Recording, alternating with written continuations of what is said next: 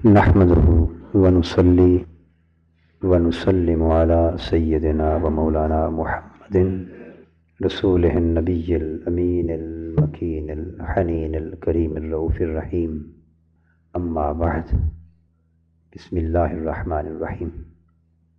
محترم مشائخ و علماء کرام، معزز رفقاء و اراکین و مکرم شرکاء و حاضرین اور عزیزان گرامی قدر، اللہ تبارک و تعالیٰ کا شکر ہے کہ اس نے اپنے فضل و کرم، لطف و احسان اور انعام خاص سے ہمیں نوازا، اور حضور نبی اکرم صلی اللہ تعالیٰ علیہ وآلہ وسلم کے تصدق میں حضور علیہ الصلاۃ والسلام کے طفیل ہمیں یہ مبارک مرکز عطا فرمایا، اور اس کی سلسلہ وار سعادت والی نشستیں ہمیں نصیب فرمائی۔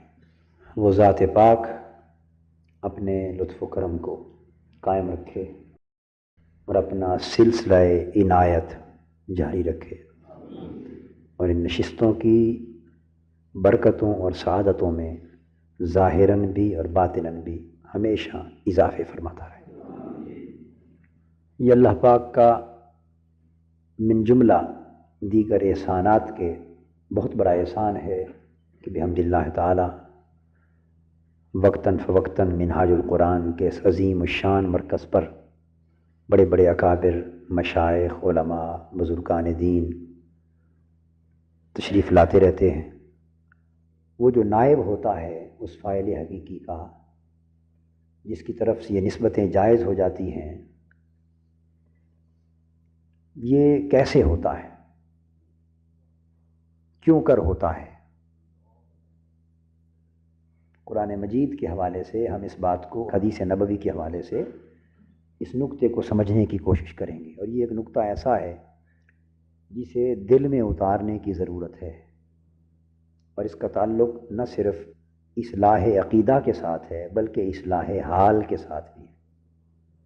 قلب و باطن، عمل اور حال کی اصلاح سے بھی اس کا تعلق ہے۔ اگر قرآن مجید کا ہم مطالعہ کریں تو کسی فعل کی نسبت قرآن مجید کے حوالے سے ہمیں 3 طرح ثابت ہوتی ہے کہ جائز ہے۔ کتنے طریقوں پر؟ کسی فعل اور کسی ارادے کی نسبت قرآن مجید کے مطابق کتنے طریقوں پر جائز ہے؟ 3 طریقوں پر جائز۔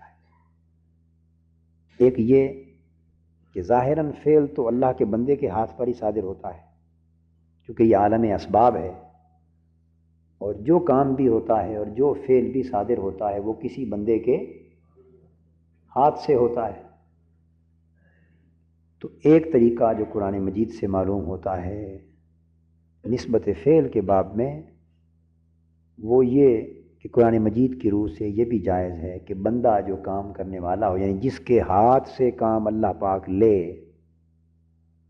کام تو اللہ کی توفیق سے کرتا ہے، اور اللہ پاک اس فعل کو کرنے اور کام کے کرنے کی توفیق جس کو عطا فرمائے، جسے اس کام کا ذریعہ بنائے، ایک طریقہ تو یہ ہے کہ وہ اس فعل کی نسبت بھی اپنی طرف کر دے، فعل کی نسبت بھی بندے خالصتاً بندے کی طرف ہو جائے، اپنی طرف کر لے۔ دوسری طرح جو قرآن مجید سے ثابت ہے وہ یہ کہ بندہ اپنی اور اللہ پاک دونوں کے ذکر کو ملا کر جمع کی نسبت کر لے، جمع کا صیغہ استعمال کر لے اور اس میں اپنا اور اللہ کا ذکر دونوں کا اکٹھا کرے۔ ایک شکل یہ کہ صرف اپنی طرف نسبت کرے، آپ سمجھ رہے ہیں نا؟ ایک شکل یہ کہ اللہ کی ذات اور اپنا ذکر اکٹھا کرے اور جمع متکلم کے صیغہ استعمال کر کے ایک ہی نسبت دونوں کی طرف کرے۔ یعنی ایک یہ کہ میں نے کیا، دوسری نسبت میں کہے کہ ہم نے کیا، یعنی اللہ نے اور میں نے، یہ بھی جائز ہے۔ اور تیسری شکل یہ بھی جائز ہے کہ کہے کہ اللہ نے کیا، کیا؟ فقط اللہ کا نام۔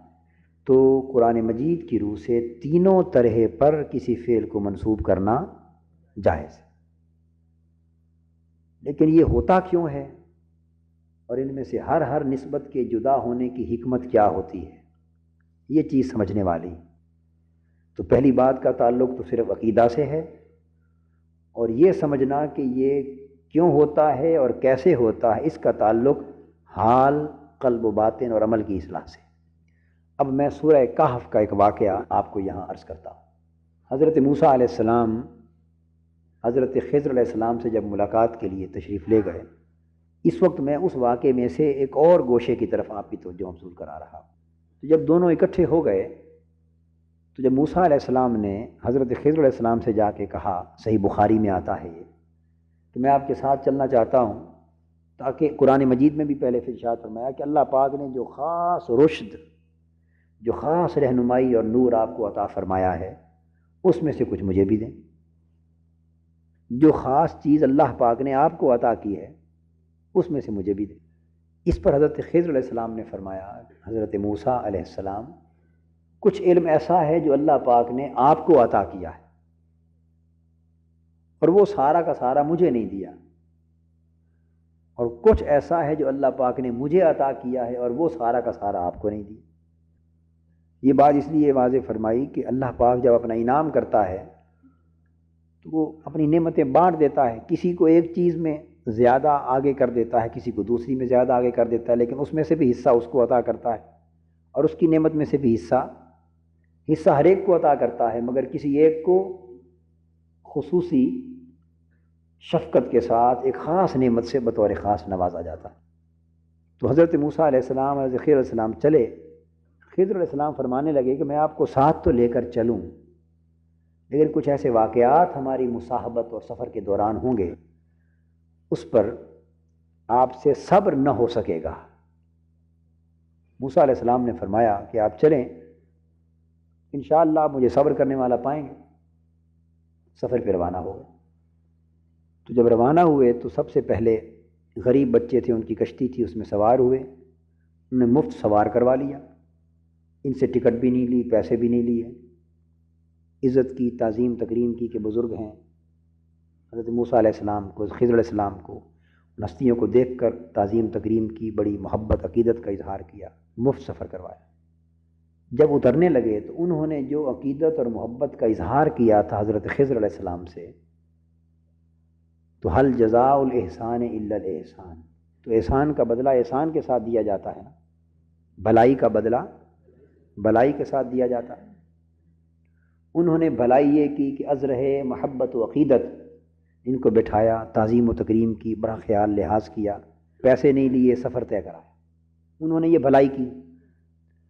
اب اترتے ہوئے اس احسان کا بدلہ دینا تھا نا حضرت خضر علیہ السلام نے، انہوں نے اس بھلائی اور احسان کا بدلہ یہ عنایت فرمایا کہ اپنا ڈنڈا مارا، ان کی کشتی توڑ دی، ڈنڈا مار کے کشتی توڑ دی اور آگے چل۔ یہ ظاہراً کیا نظر آتا ہے؟ یہ احسان کا بدلہ دیا یا نقصان کیا؟ احسان کے بدلے میں احسان کیا یا نقصان کیا؟ ظاہراً جی بولیے نا، کشتی کے حسن اور اس کے کمال میں اور اس کی مضبوطی میں اضافہ کیا یا عیبدار کر دیا؟ عیبدار کر دیا۔ اس پر حضرت موسیٰ علیہ السلام نے پوچھا، رہ نہ سکے، وہ دیکھا کہ یہ ان غریبوں کے ساتھ جو انہوں نے بھلائی کی تھی اس کا یہی بدلہ تھا۔ خضر علیہ السلام سے پوچھا کہ یہ انہوں نے جو آپ سے احسان کیا ہمارے ساتھ، اس کا بدلہ یہی دینا تھا؟ اپنے احسان کا بدلہ نقصان، قرآن کہتا ہے احسان کا بدلہ احسان، فرمایا کہ آپ نے یہ نقصان کر دیا ان کا۔ خضر علیہ السلام نے انہیں جواب دیتے ہوئے فرمایا کہ میں نے نہیں کہا تھا کہ آپ صبر نہیں کر سکیں گے میرے ساتھ؟ وہی بات ہوئی نا۔ موسیٰ علیہ السلام نے فرمایا اچھا چلو اس کو چھوڑ دیں، سوال وہیں چھوڑ دیے، اب جواب نہیں مانگا، فرمایا اچھا آئندہ آپ صبر پائیں گے انشاءاللہ، پھر چل پڑے۔ دوسری جگہ پہنچے، ایک جگہ دریا کے کنارے چھوٹے چھوٹے بچے کھیل رہے تھے، انہوں نے ایک بچے کو پکڑا، خضر علیہ السلام نے، چھوٹا سا معصوم بچہ، نہ اس کا کوئی قصور، نہ گناہ، نہ کوئی زیادتی، نہ گالی گلوچ، کچھ بھی نہیں، ایک لڑکے کو پکڑا اور حضرت خضر علیہ السلام نے اسے مار ڈالا، قتل کر دیا، جان سے مار ڈالا۔ حضرت موسیٰ علیہ السلام سے پھر رہا نہ گیا۔ یہ چونکہ صاحب شریعت نبی تھے، اس کی وجہ بھی عرض کر دیتا ہوں کہ شریعت کا اجرا احوال ظاہری پر ہوتا ہے، شریعت کے احکام کا اجرا ظاہری حالات پر ہوتا ہے، دل میں کیا ہے، باطن میں کیا ہے، اس پر نہیں ہوتا۔ شریعت کے جو احکام ہیں، ظاہری احکام، وہ کس بات پر جاری ہوتے ہیں؟ ظاہر پر جاری ہوتے. تو چونکہ یہ امور ظاہر میں عدل اور انصاف کے تقاضوں سے اور احکام سے ہٹے ہوئے لگتے تھے، باطنی حکمت کیا تھی یہ تو اب کام کرنے والا صاحب فعل بتائے گا تو معلوم ہوگا نا. تو دل میں کیا ہے؟ تو چونکہ ظاہر میں بات قابل گرفت تھی تو اس لیے سوال کیا، اعتراض کیا. وہ احکام ظاہر کے اجراء کے حوالے سے بات کی، اور وہ جو دوسری بات اندر تھی دل میں اسی کو تو سیکھنے گئے تھے، اسی کو تو سیکھنے گئے تھے. اور وہی ان کا اشارہ تھا خضر علیہ السلام کا کہ اللہ نے جو علم کا سمندر آپ کو عطا فرمایا احکام ظاہر میں، احکام شریعت میں، وہ ساری دولت مجھے نہیں ملی، وہ آپ کا خزانہ ہے. اور جو باطن کے احکام اور غیبی حکمتیں اور اسرار اللہ پاک نے جو یہ خزانہ مجھے عطا کیا، یہ سارا کا سارا آپ کو نہیں ملا، وہ میری دولت ہے.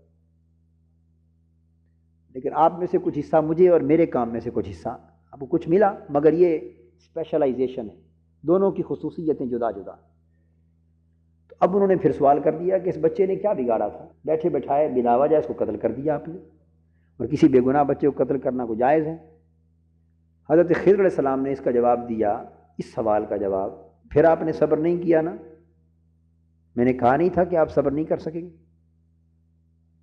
موسیٰ علیہ السلام نے فرمایا کہ اچھا اب اس کو جانے دیں، اب پھر میں صبر کروں گا انشاءاللہ. پھر چل پڑے، ایک گاؤں میں گئے، وہاں کچھ لوگوں سے ملے، 2 یتیم لڑکے بھی تھے. معلوم ہوا کہ ایک دیوار ہے، اس کے نیچے خزانہ دفن ہے ان یتیم بچوں کا. اس کے والد دادا وہ دے گئے، دفن کر گئے. چھوٹے بچے تھے، تو بڑے ہوں گے یہ دیوار سے نیچے خزانہ نکال لیں گے، کسی کے سپرد کیا ہوگا، کوئی ان کو بتا دے گا. وہاں جب گاؤں میں پہنچے تو ان گاؤں والوں نے کوئی آؤ بھگت نہیں کی، مہمان نوازی نہیں کی، میزبانی کا فریضہ انجام نہیں دیا، کچھ کھانا پینا بات چیت کچھ نہیں پوچھا، پرواہ بھی نہیں کی جس طرح مہمانوں کی خاطر تواضع کی جاتی ہے. باوجود ان کے اس عمل کے حضرت خضر علیہ السلام نے وہ دیوار پرانی بسیدہ ہو گئی تھی، گر رہی تھی، اس کو تعمیر کر دی، اور تعمیر کر کے اس کی مزدوری محنت پیسے بھی نہیں مانگ، فی سبیل اللہ تعمیر کر دی. موسیٰ علیہ السلام نے جب ظاہر دیکھا کہ جنہوں نے ٹکٹ نہیں دی مفت سفر کروایا ان کی کشتی توڑ دی ڈنڈا مار کر، جنہوں نے کھانا پانی نہیں پوچھا ان کی مفت میں دیوار تعمیر کر دی. فرمایا اب یہ بات تو سمجھ میں نہیں آتی، کم سے کم اگر تعمیر کر دی ہے تو ان سے پیسے تو لیں، مزدوری تو لیں. انہوں نے تو اتنا سلوک بھی نہیں کیا کہ چلو میزبانی کر دیتے. خضر علیہ السلام نے فرمایا کہ اب 3 موقع ہو گئے، آپ صبر اب پھر نہیں کر سکے، اب آپ کے اور میرے جدا ہونے کا وقت آ گیا ہے. آپ کے اور میرے جدا ہونے کا وقت آ گیا ہے. اب چونکہ ہم جدا ہو رہے ہیں، یہاں سے الگ ہو رہے ہیں، تو آپ کے ذہن میں یہ خلش تو رہے گی نا کہ یہ سارے واقعات کیا ہوئے. اب جدائی کے وقت جو کچھ میں نے کیا اس کی حکمتیں آپ کو عرض کر دیتا ہوں، بتا دیتا ہوں، بیان کر دیتا ہوں. کشتی کو کیوں توڑا، بچے کو کیوں مارا، دیوار کیوں تعمیر کی. اب اس فراق کے وقت آپ نے تینوں واقعات کے اسباب اور علل بیان فرما دی. میں جو آپ کو نقطہ سمجھا رہا تھا کہ فعل کی نسبت تینوں طرح پر جائز ہے، اب وہ یہاں اس کا تعلق آ رہا ہے. لیکن اس سے پہلے ابھی تک جو بیان کیا اس سے ایک سبق ملا، موٹا موٹا سبق ذہن نشین کرنے کا، دل نشین کرنے کا، وہ عرض کر دیتا ہوں، پھر اس نسبت کی طرف آتا ہوں. تو یہاں سے سبق یہ ملا کہ جب کسی کی صحبت اختیار کی جائے تو صحبت صبر کے بغیر ممکن نہیں ہوتی. سبق یہ ملا، اگر کسی کی صحبت اختیار کی جائے اور مصاحبت اختیار کی جائے سفر میں یا حضر میں، جب آپ کسی کے پاس چلے جائیں کہ مجھے آپ اپنی صحبت میں لے لیں، اپنی مصاحبت دے دیں، اپنا ساتھ دے دیں، اپنی رفاقت دے دیں، اور اس خیال سے کہ تاکہ کچھ جو نعمتیں اللہ پاک نے آپ کو عطا کی ہیں اس میں سے کچھ حصہ مجھے ملے، تو اس پر شرط کیا لگائی حضرت خضر علیہ السلام نے؟ صرف شرط صبر لگائی کہ جو کچھ میں کروں گا پھر اس پر تنقید نہیں کرنی. سبق اس میں سے اخذ کر کے نتیجہ سمجھا رہا ہوں کہ آپ جب کسی کی صحبت میں چلے گئے اور اس نے شرط عائد کر دی کہ اگر میری صحبت میں رہنا ہے اور میرا مصاحب بننا ہے تو پھر جو کچھ میں کروں اس پر تنقید نہیں کرنی.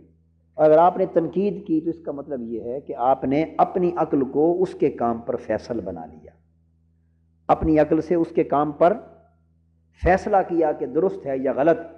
تو جب آپ جس کی صحبت میں آپ رہنے گئے ہیں جب اس کے کاموں پر فیصلہ آپ ہی نے کرنا ہے تو پھر کیوں نہ آپ کی صحبت میں جایا جائے، اس کی صحبت میں آپ کیوں تشریف لے گا؟ آپ بات کو سمجھ گئے نا؟ پھر اس کی صحبت میں جانے کا مقصد کوئی نہیں، کیونکہ صحبت میں جانے کا مقصد ہوتا ہے خود کو سپرد کر دینا۔ کسی کی صحبت میں جانے کا مقصد کیا ہے؟ بولیے، خود کو سپرد کر دینا۔ اللہ کا بندہ جس کی طرف فعل کی مختلف نسبتوں کا آج ہم ذکر کر رہے ہیں، وہ اللہ کا بندہ خود کو اللہ کی صحبت کے سپرد کر چکا ہوتا ہے۔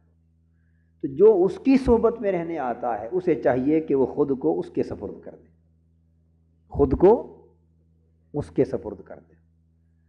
اب اس کی صحبت کے اثرات، فوائد، برکات اور فیوزات حاصل تبھی ہوتے ہیں کہ جب صحبت میں رہنے والا اپنے شیخ اور اپنے مربی کے کاموں پر تنقید نہ کرے اور اس کی توجیہیں تلاش نہ کرتا پھرے کہ یہ کیوں کیا اور کیوں نہ کیا۔ یہ کیوں کو گھر چھوڑ کے جایا جاتا ہے، کیوں گھر چھوڑ کے جاتے، اگر کیوں ساتھ چلی جائے تو صحبت نہیں رہتی۔ صحبت کا فیض اور کیوں یہ دونوں اکٹھے نہیں رہ سکتے، فیض صحبت اور کیوں یہ دونوں اکٹھے نہیں رہ سکتے، ان کا ساتھ نہیں ہو سکتا۔ اگر کیوں کا سوال کرنا ہو تو پھر گھر ہی بیٹھے رہنا اچھا ہے، کیونکہ پھر صحبت پہ وقت ضائع ہوگا، حاصل کچھ نہیں ہوگا۔ اور اگر صحبت میں سے فیض حاصل کرنا ہے تو یہ پہلے چھان پھٹک کر لینی چاہیے کہ جس کی صحبت میں جا رہا ہوں کیا وہ اس قابل ہے کہ اس کی صحبت اپنائی جائے یا نہیں۔ اگر اس کے کام غلط ہیں تو اس کی صحبت میں بھی نہ جائے، اگر اس کے کام اور طور طریقے غلط آدمی کی صحبت اچھی نہیں ہے، اور اگر آپ نے اسے اچھا سمجھ کے اپنایا ہے، اچھوں پر تنقید نہیں کرتے۔ اگر اسے اچھا سمجھ کے اپنایا ہے، اپنے سے اچھا سمجھ کے اپنایا ہے، تو صاف ظاہر ہے اس کے کام آپ کی عقل سے بہتر ہیں تو اللہ نے اسے اچھا کیا، پھر اس پہ تنقید کرنے کا جواز نہیں۔ اور اگر اس پر تنقید کرنی ہے تو پھر وہ اچھا نہیں ہے، پھر وہ آپ سے اچھا نہیں ہے۔ اس لیے کیوں کو گھر رکھتے ہیں اور پھر صحبت کا فیض نصیب ہوتا ہے۔ اور اس لیے قرآن مجید نے اور حدیث پاک نے دونوں نے صحابہ کرام پر ایک پابندی لگا دی تھی کہ خبردار میرے نبی صلی اللہ علیہ وسلم سے سوالات نہ کیا کرو، یہ نہ پوچھا کرو کہ حضور یہ کیوں ہوا اور یہ کیوں نہ ہوا۔ صحابہ کرام کو اس سے منع کر دیا گیا تھا، یہ کیوں ہوا اور یہ کیوں، یعنی کیوں یہ حضور کی بارگاہ میں نہیں ہونا چاہیے صلی اللہ علیہ وسلم۔ یہ ادب صحبت کے خلاف ہے، ادب صحبت کے خلاف۔ تو پہلا سبق تو یہ ملا کہ اگر فیض حاصل کرنا ہے مربی کی صحبت سے تو اس پہ تنقید نہیں کرتے اور چپ رہتے ہیں۔ صبر کرنے کا مطلب کیا ہے؟ خاموش رہتے ہیں۔ خود بخود جو کچھ وہ کر رہا ہے اس کی حکمتیں ایک وقت آئے گا کہ جب پردے اٹھ جائیں گے تو حکمتیں خود بخود آشکار ہو جائیں گی۔ یہ حکمتیں سمجھ اس لیے نہیں آتی اور تنقید کی ضرورت اس لیے پڑتی ہے کہ پردے نہیں اٹھے ہوتے۔ کیا؟ چونکہ حجابات پڑے ہوتے ہیں تو کام تو نظر آتا ہے مگر کام کے پیچھے حکمتیں جو ہیں وہ نظر نہیں آتی۔ اب بات کو سمجھ گئے؟ کام فعل نظر آتا ہے مگر فعل کی مصلحتیں، کیونکہ فعل ایک ایسی چیز ہے جو دکھائی دیتی ہے، آنکھوں سے دکھائی دیتی ہے، مگر اس کی مصلحت یہ دکھائی دینے والی شے تو نہیں ہے نا، اس کی حکمت نظر آنے والی شے یہ سمجھ آتی ہے، لیکن اس وقت جب پردے اٹھ جائیں، اور پردے تب اٹھیں گے جب صحبت کا فیض ملے گا، صحبت کا فیض، اور صحبت کا فیض تب ملے گا جب زبان کی بندش ہوگی اور تنقید کرنے والی عقل تنقید کو چھوڑ دے گی اور آمنا و صدقنا کا طریقہ اپنایا جائے گا۔ جب آدمی خود کو سپرد کر دے گا، تابع کر دے گا، کیا تابع کر دے گا، خود کو سپرد کر دے گا اور بالکل مٹ جائے گا، خاک ہو جائے گا، اور صبر کرے گا اس پر اور زبان نہیں کھولے گا، ذہن سے اعتراض نہیں کرے گا، تو پھر انشاءاللہ تعالی اس صحبت کے جاری رہنے سے وہ وقت آئے گا کہ جب پردے اللہ پاک اٹھا دے گا اور جب پردے اٹھ جائیں گے تو خود بخود وہ کاموں کی جو مصلحتیں سمجھ میں نہیں آ رہی تھیں اور فعلوں کی حکمتیں جو معلوم نہیں ہو رہی تھی، پردے اٹھنے کی دیر ہوگی، سب کچھ سمجھ آ جائے گا۔ تو ایک سبق تو یہ معلوم ہوا کہ صحبت کا فیض تب ملتا ہے جب اعتراض اور کیوں اور تنقید اور چھان بین بولیے ختم کر۔ ایک بزرگ ولی اللہ تھے، وہ حج کر کے واپس آئے، اور جب واپس اپنے گھر پہنچے شہر میں تو رمضان المبارک کا مہینہ تھا۔ ان کے ساتھ بھی مریدین تھے، علماء بھی تھے، اور استقبال کے لیے بھی بڑا ہجوم آیا ہوا تھا، استقبال کے لیے بھی بڑا ہجوم تھا۔ انہوں نے جب دیکھا بہت سارا ہجوم آ گیا، جمع ہو گیا، نعرے لگنے لگے، ہاتھ چومنے کے لیے لوگ جوگ در جوگ ٹوٹنے لگے، انہوں نے جیب سے ایک روکھی روٹی کا ٹکڑا نکالا اور سب کے سامنے کھانے لگ گئے، سب کے سامنے کھانے لگ گئے۔ وہ تو اتنا کام کرنا تھا کہ ہجوم ٹوٹ گیا۔ انہوں نے کہا جی یہ اللہ معاف کرے، یہ کوئی ولی ہے جو رمضان شریف میں جس نے روزہ بھی نہیں رکھا، یا رکھا تو توڑ دیا، یا رکھا ہی نہیں، جس کو روزے کا بھی پاس نہیں اور یہ بھی حیا نہیں، یہ کوئی ولی ہے؟ یہ کیسا حج کر کے آیا، اس کا حج بھی گیا، یہ ولی؟ ہم تو دھوکے میں رہے، بھولے، سب لوگ چھوڑ کے چلے گئے۔ جب چلے گئے وہ مسکرانے لگے، خوش ہو گئے، وہ مسکرانے لگے۔ جو ساتھ مرید تھے، کئی پکے اعتقاد کے بھی تو ہوتے ہیں نا، وہ جو صبر والے ہوتے ہیں، جو صبر کا کڑوا گھونٹ بھر لیتے ہیں، اب وہ بھی اندر واللہ عالم بالثواب سوچتے رہے ہوں گے، مگر ذرا آگے گئے تو آہستہ سے پوچھا۔ اب وہ تو سوال نہیں کیا کہ آپ نے کھایا کیوں، سوال یہ کیا کہ حضور مسکرا کیوں رہے ہیں، اس کی وجہ کیا ہے؟ وہ بھی سمجھدار لوگ ہوتے ہیں نا، صحبت میں رہنے والے سمجھدار ہو جاتے ہیں۔ یہ نہیں پوچھا کہ حضرت کھایا کیوں، پوچھا کہ حضرت مسکرانے کی وجہ کیا ہے۔ وہ سمجھ گئے کہ ان کے دل میں خالش ہے، پوچھنا چاہتا ہے۔ تو وہ عرض کرنے لگے حضرت یہ تو بڑے لوگ عقیدت مند آئے تھے اور ہزارہا افراد آئے تھے، ہجوم تھا عقیدت کی وجہ سے، تو بس وہ بھاگ گئے اور عقیدت لے کے اپنے اظہار کیا، جذبات کا، محبت کا، دکھ کا، ہمدردی کا، بھانپ گئے کہ اس کے دل میں بوجھ ہے۔ قریب کیا اور فرمایا قرآن مجید نکالو، قرآن مجید کی فلاں آیت نکالو۔ آیت نکالی تو اس آیت میں پڑھ کے بتایا کہ کیا اللہ نے نہیں فرمایا کہ رمضان کا مہینہ ہو بے شک، اور اگر کوئی مریض ہو یا مسافر ہو تو وہ روزہ رمضان کے بعد رکھ لیا کرے۔ تم میں سے جو کوئی مریض ہو یا سفر کی حالت میں ہو تو اللہ نے حکم دے دیا، اجازت دے دی ہے کھلی کہ وہ بعد میں رمضان کے بعد روزے رکھے۔ اور حضور علیہ الصلوۃ والسلام کا یہ معمول نہیں ہے کہ سفر کے دوران آپ نے کبھی رمضان کا روزہ رکھا، کبھی افطار کیا، کبھی رکھا کبھی نہیں رکھا۔ اب بات کو سمجھ گئے؟ تو دونوں معمول نہیں۔ فرمایا ہم نے تو اللہ اور اللہ کے رسول کے حکم پر عمل کیا۔ اگر اللہ اور اللہ کے رسول کے حکم پر عمل کرنے سے لوگوں کی عقیدتیں ٹوٹتی ہیں تو ٹوٹتی پھر۔ اب میں جو نقطہ سمجھا رہا تھا وہ یہ کہ کام تو ہر ایک نے دیکھا، اور کام کے پیچھے حکمت، مصلحت کیا کار فرمایا وہ تو نظر نہیں نہ آئی کسی۔ تو وہ لوگ جو ایسے اس درجے کی عقیدت مند ہوتے ہیں کہ عقیدت بھی ہوتی ہے اور فیصلہ اپنی عقل سے کرتے ہیں، ہماری عقیدتیں 99% اس طرح کی ہوتی، اس لیے فیض نہیں ملتا، اس لیے فیض پوری زندگیاں گزار دیتے ہیں اور نصیب نہیں ہوتا۔ اس کی وجہ میں نے آپ کو سمجھا دی، پلے باندھ لیں کہ ہماری عقیدتیں 99% بلکہ 99.99% اس طرح کی ہوتی ہیں کہ عقیدت ہوتی ہے، ہاتھ چومتے ہیں، پاؤں چومتے ہیں، جوڑے اٹھاتے ہیں، پشت نہیں کرتے، ہاتھ باندھ کے چلتے ہیں، قدم چومتے ہیں، سارا کچھ کرتے ہیں، عقیدت پوری ہے، مگر فیصلے کا معیار اپنی عقل کو قرار دے رکھا ہوتا ہے۔ کوئی بات سمجھ میں نہیں آتی تو تنقید کر دیتے ہیں، دل کھٹا کر لیتے ہیں، ہٹ جاتے ہیں، اور یہ ادب صحبت بجا نہیں لا سکتے۔ یہ بات سمجھ میں نہیں آتی کہ کام تو ہم دیکھ رہے ہیں، پر اس کے پیچھے جو مصلحت اور حکمت کار فرما ہے، یہ جو اللہ کا برگزیدہ محبوب بندہ ہے، تو یہ کیا اللہ کے حکم کو توڑ کر ہی اللہ کا محبوب ہو گیا ہے؟ اللہ کے احکام کی نافرمانی معاذ اللہ کر کے خدا کا مقرب بن گیا ہے؟ جو بات ہمیں سمجھ میں آ رہی ہے، ایک ادنا سمجھ والے گناہگار لوگوں کو، کہ یہ کام غلط ہے، شریعت کے خلاف ہے، جو ہمیں سمجھ میں آ رہی ہے، تو کیا اس کو اتنی سمجھ بھی نہیں کہ اللہ کے حکم کی خلاف ورزی ہے؟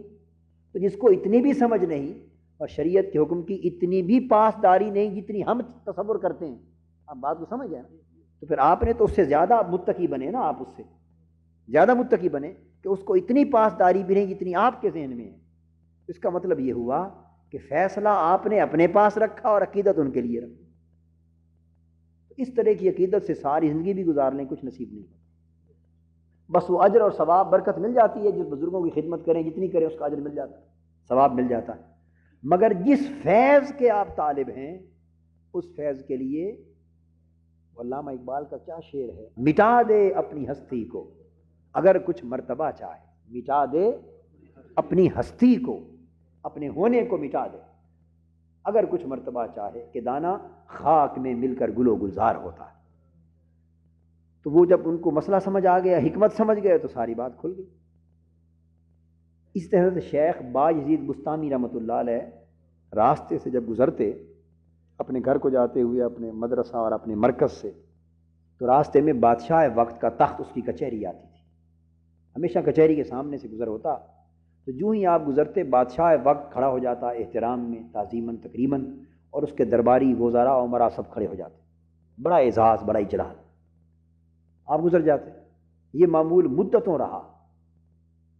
آپ کا بھی راستہ وہی تھا، وہیں سے گزرنا، جو ہی گزرنا دور سے گرد ہی اٹھتے دیکھ کر بادشاہ کھڑا ہو جانا، وہ ذرا عمرہ کھڑے ہو جانا، ادب.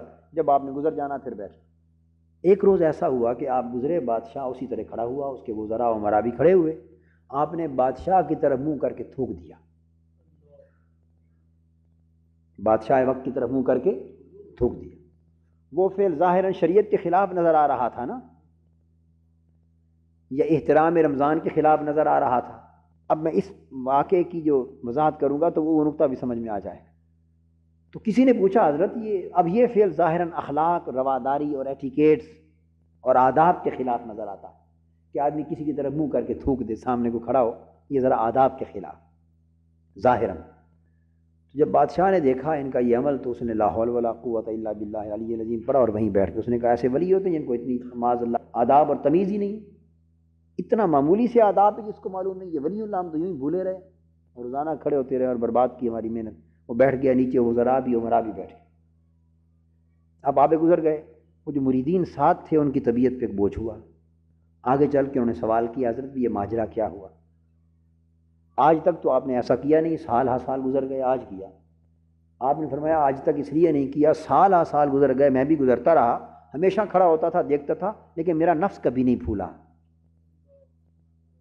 میرا نفس، اس نے کبھی پرواہ ہی نہیں کی تھی کہ کون کھڑا ہوا اور کون کھڑا نہیں.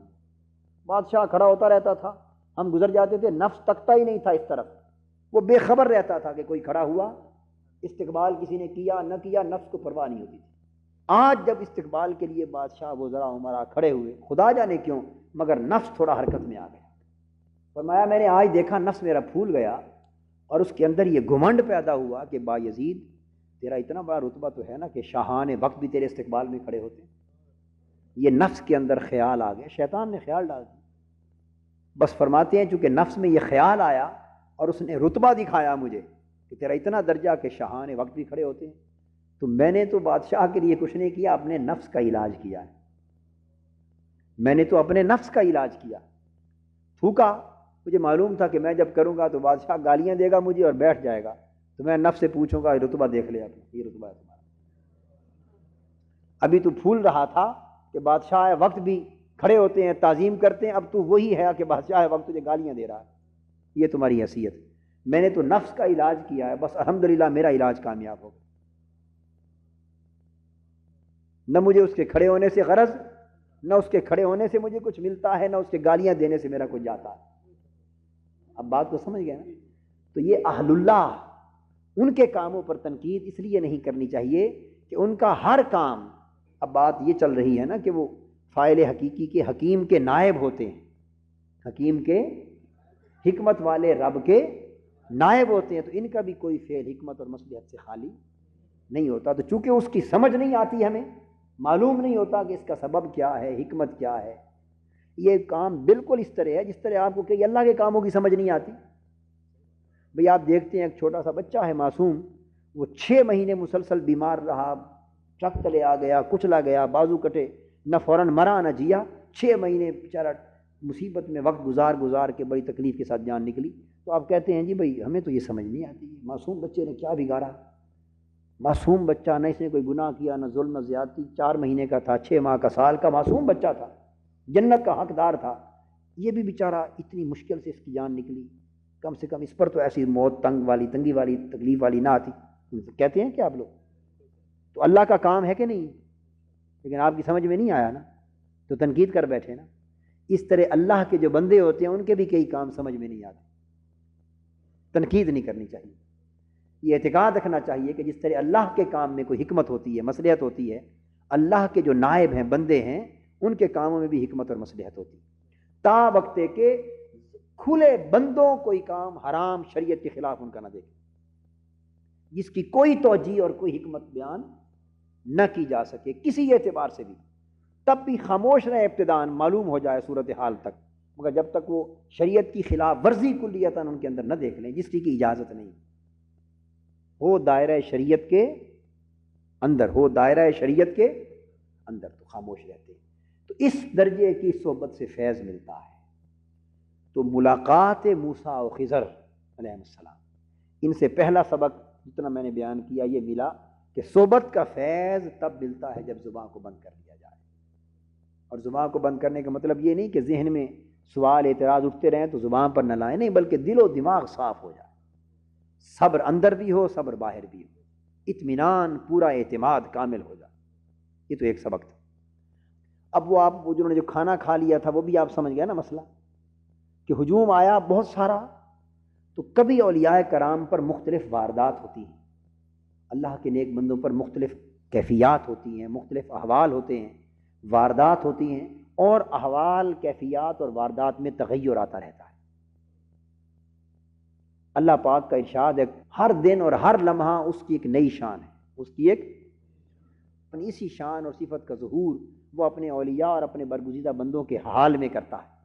تو لمحہ بلمحہ، دن بدن، وقت بوقت ان کے حال بدلتے رہتے ہیں، ان کی کیفیات، ان کی واردات بدلتی رہتی ہیں، کبھی کسی کیفیت میں، کبھی کسی کیفیت میں۔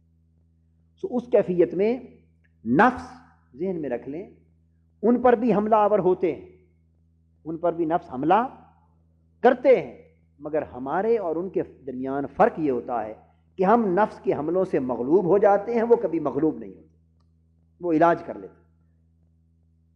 یہ ایک بنیادی نقطہ ذہن نشین کر لیں، یہ نہیں ہے کہ نفس ان کے اوپر حملے کی کوشش نہیں کرتا، ان کے اوپر نفس حملے کی کوشش کرتا ہے، پر پاؤں مارتا ہے، ہلاتا ہے، اپنا کام کرتا ہے، مگر وہاں اس کا داؤ چلتا نہیں، وہ علاج کر لیتے ہیں۔ لیکن ایک لمحہ نفس کے حملے کا آتا ہے، نفس کے حملے کا لمحہ آتا ہے، مگر اس لمحے میں نفس ان پر غالب نہیں ہو پاتا، بحمداللہ وہ کامیابی سے اللہ کی توفیق سے گزر جاتے، اللہ پاک ان کو محفوظ کر لیتا ہے، اللہ پاک انہیں محفوظ کر لیتا ہے۔ لمحہ آتا ہے، مگر ہماری کیفیت یہ ہے کہ ہمارا وہ لمحہ عمل سے بھی بدل جاتا ہے، ہم اس میں مغلوب ہو سکتے ہیں۔ یہ اللہ کے بندوں اور ہمارے درمیان فرق ہے۔ تو اس لیے ان کے اوپر احوال کے تغیر کی وجہ سے کئی بار ایسی کیفیت اندر آتی کہ لاکھوں ہزاروں افراد استقبال کو آئیں، لوگ ہاتھ چومیں، ان کی گرد کے ذروں کو چومتے پھریں، اور لاکھوں بار ایسا ہوتے پھرے ان کو پرواہ کوئی نہ، نفس کو یہ بھی پتہ نہ ہو، کہ پرواہ نہ ہو کہ کوئی آئے ہیں یا نہیں ہے، یہ سب اوپر تک ہو، نفس بے فکر رہے، بے غرض رہے۔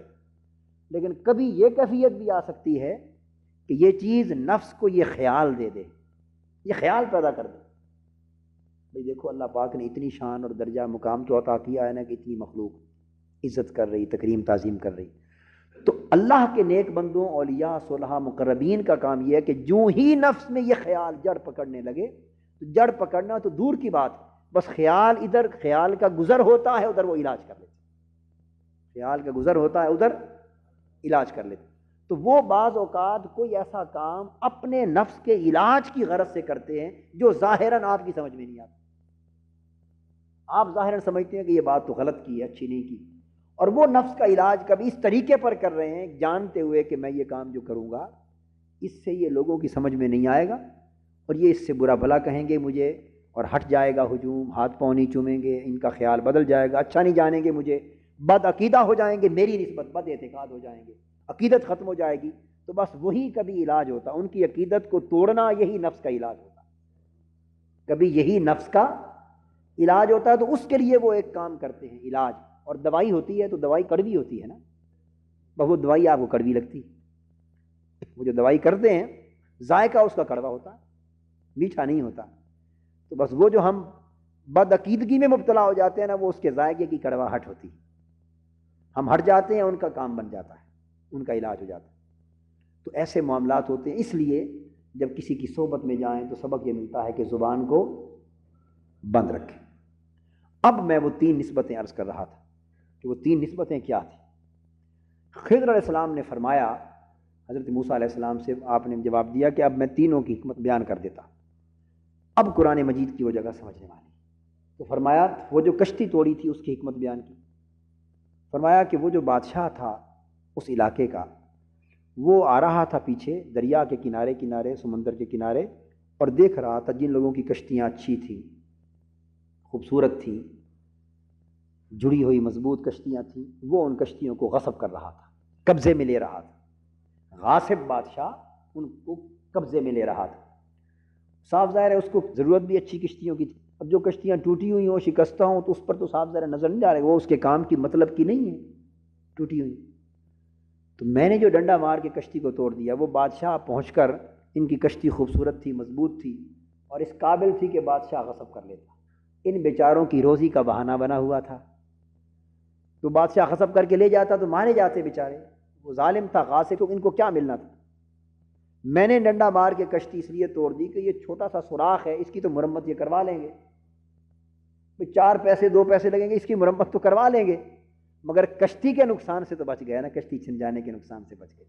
تو بادشاہ دیکھے گا ٹوٹی ہوئی کشتی ہے، وہ چھوڑ دے گا، تو ان کو بڑے نقصان سے بچانے کے لیے چھوٹا سا نقصان کرتی۔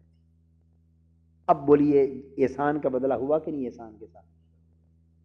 یہ اللہ کے بندوں کے کام، مگر اس میں ایک اور حکمت جو ساتھ ہی سمجھ لیں، ہمارے لیے سبق ہے جس کے لیے ہم یہاں جمع ہوتے ہیں، اور وہ سبق یہ ہے کہ یہ جو غاصب بادشاہ ہے یہ شیطان ہے ہمارے لیے۔ وہ جو غاصب بادشاہ کشتیوں پر قبضے کر رہا تھا وہ کون ہے؟ شیطان ہے۔ اور کشتی ہمارے تن اور نفس کی کشتی، ہمارے تن کی اور نفس کی کشتی ہے، اور جو اس کے مالک ہیں وہ روح ہے، جو اس کے مالک ہیں جو روح ہے، اور وہ اس کشتی پر سوار ہے، سفر کر رہی ہے، زندگی کا سفر کر رہی ہے اس بحر حیات میں، اس زندگی کے سمندر میں۔ اور خضر علیہ السلام کا سبق ایک شیخ کا سبق ہے، فرمایا کہ اگر اپنے تن اور نفس کو پال پال کے رکھو گے، بنا سنوار کے رکھو گے، تو شیطان غاصب اس پہ قبضہ کر لے گا، اس تن اور نفس کی کشتی پر شیطان قبضہ کر لے گا، کیونکہ اس کو اچھے تن اور اچھے نفس چاہیے، پلے ہوئے نفس چاہیے، پھولے ہوئے نفس چاہیے۔ اگر چاہتے ہو کہ شیطان کے غصب اور قبضے سے بچ جاؤ اور سلامت رہو تو پھر اس کو توڑ لو۔ اس کا علاج کیا ہے کہ پھر اس نفس اور تن کی کشتی کو بولیے توڑ لو۔ اگر یہ شکستہ ہو جائے تو شیطان ادھر رخ نہیں کرے گا، شکستہ ہو جائے تو شیطان ادھر کا رخ نہیں کرے گا۔ تو اولیاء کرام کے ہاں یہ جو شب بیداریوں کا معمول رہا، یہ راتوں کو جاگنے کا، یہ تن اور نفس کو شکستہ کرنے کے لیے ہے۔ تن آرام چاہتا ہے، آپ اس کو بے آرام کرتے ہیں، یہاں سے نفس اور تن کی شکستگی کا آغاز ہوتا ہے۔ تن کھانا پینا چاہتا ہے زیادہ، آپ اس کو زیادہ کھانے پینے سے روکتے ہیں، بھوک دیتے ہیں، یہاں سے نفس اور تن شکستہ ہوتا ہے۔ تن اور بہت ساری آسائشیں، راحتیں، بڑی خواہشیں، بڑی تمنائیں، آرزویں، داعیات، بڑی چیزوں کی تکمیل چاہتا ہے، آپ اس کو روکتے ہیں، حد کے اندر رکھتے ہیں، تو تن اور نفس کی کشتی کو شکستہ کرتے ہیں۔ اگر ہم دوستو کھانے پینے، زیادہ کھانے، زیادہ سونے، اور تن اور نفس کو زیادہ آسائشیں اور لذتیں مہیا کرنے سے اس کو روکنے میں کامیاب ہو گئے تو سمجھیں کہ ڈنڈا اس کشتی کو لگ گیا، کشتی ٹوٹ گئی، خضر کا ڈنڈا لگ گیا، کشتی ٹوٹ گئی، بس یہ شکستہ ہوئی تو شیطان سے بچ گئے، شیطان سے بچ گئے۔ میں آپ کو ایک مسئلہ بتا دوں، علماء اور فقہا، علماء اور فقہا کا مسئلہ تو یہ ہے، وہ کہتے ہیں کہ اگر بھوکا ہو انسان، پیٹ میں کھانا نہ ہو، تو بھوک کی طرف خیال جاتا ہے نا، تو نماز اس حالت میں پڑھنا مکروہ ہے۔ تو پہلے آدمی کھا پی لے، تاکہ دھیان کھانے کی طرف نہ رہے، پھر اللہ کی یاد کرے تاکہ یکسوئی سے اللہ کو یاد کرے۔ یہ علماء فقہا کا مسئلہ ہے، اور فقراء اور صوفیاء کا مسئلہ اس کے برعکس ہے۔ فقراء اور صوفیاء نے کہا ہے کہ جو لذت نماز کی بھوکے پیٹ میں ہے وہ بھرے ہوئے پیٹ سے نہیں ہے۔ لذت اور عبادت میں جو کیفیت بھوکے پیٹ میں ہے، خالی پیٹ میں ہے، وہ بھرے ہوئے پیٹ میں نہیں ہے، بھرے ہوئے پیٹ میں نہیں ہے۔ اور آپ فقراء اور صوفیاء سے اگر یہ سوال کریں کہ آپ کی یہ بات تو سمجھ میں آئی، مگر اس جزیے کا کیا جواب ہوا کہ اگر بھوک کی طرف دھیان رہا تو نماز میں حرج واقع ہو گیا، اللہ کی یاد خراب ہو گئی، تو وہ یہ جواب دیتے ہیں کہ بھوک کی طرف دھیان ہمارا قصہ ہی نہیں ہے، یہ جن کا ہے انہی کا مسئلہ ہے۔ ہمارے یہاں تو بھوک کا دھیان ہی ختم کرنا، اسی تن کو شکستہ کرنے کی بات، بھوک کی طرف دھیان ہوتا ہی نہیں۔ وہ تو کہتے ہیں کہ 4 لمحے اور بچ جائیں اور اس خالی پیٹ میں اللہ کی یاد کا نور اور بھر جائے، اور خالی پیٹ میں عبادت سے جو اللہ کا نور بھرتا ہے، خالی پیٹ میں اللہ کا جو نور بھرتا ہے اور جو لذت آتی ہے اور جو کیفیت آتی ہے، اور اس سے تن کے اندر جو شکستگی اور کمزوری آتی ہے، اور بندے کا پھر جسم کمزوری سے ٹوٹتا ہے، اور اس حال میں اس کو اپنی عاجزی، بے بسی اور بالکل کمزور ہونے کا احساس ہوتا ہے، اور اپنی مولا کی بارگاہ میں غرق ہوتا ہے، اس کی کیفیت ہی کچھ اور۔ اور جب پیٹ بھر گیا، کھا لیا، تن مضبوط ہو گیا، اب تو وہ پہلوان بن کے کھڑا اللہ کی بارگاہ۔ تو آپ نے دیکھے یہ مسئلہ جدا ہے، نفس اور تن کی کشتی کو شکستہ کرنے کا طریقہ ہے۔ یہ تو دوسرا سبق ہو گیا۔ اب یہاں نسبت فعل کی بات آ رہی تھی، اب 3 نسبتیں فرمائیں۔ کتنی؟ 3۔ اس جگہ حضرت خضر علیہ السلام نے فرمایا کہ میں نے جو کشتی توڑی اس کا بیان کیا کہ یہ چونکہ وہ غاصب غصب کر رہا تھا، فَأَرَدْتُ أَنْ أَعِيبَهَا، فَأَرَدْتُ أَنْ أَعِيبَهَا، فرمایا پس میں نے ارادہ کیا کہ میں اسے عیب دار کر دوں، توڑ کے شکستہ کر دوں، عیب دار کر۔ فَأَرَدْتُ صیغہ واحد متکلم کا ہے، اور أَنْ أَعِيبَهَا یہ بھی واحد متکلم کا صیغہ۔ تو دونوں لفظوں میں واضح طور پہ نسبت کس کی طرف کی؟ ارادے کی نسبت بھی اپنی طرف کی، اور عیبدار کرنے کا جو فعل ہے اس کی نسبت بھی اپنی طرف کی۔ ارادہ بھی اپنی طرف منسوب کیا، فعل بھی۔ فرمایا پس میں نے ارادہ کیا کہ کشتی کو عیبدار کر دوں، توڑ دوں۔ ٹھیک، اب بچے کا معاملہ آ گیا، بچے کو مار ڈالا۔ جب بچے کو مار ڈالا تو اس کا ذکر کیا، وہ بھی تو حضرت خضر علیہ السلام نے ہی کام کیا تھا نا۔ اب میں نے عرض کیا کہ میں آپ کو اس کا سبب سمجھاتا ہوں۔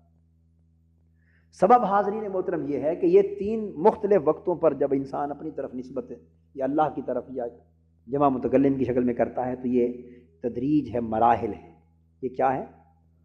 یہ مراحل ہے۔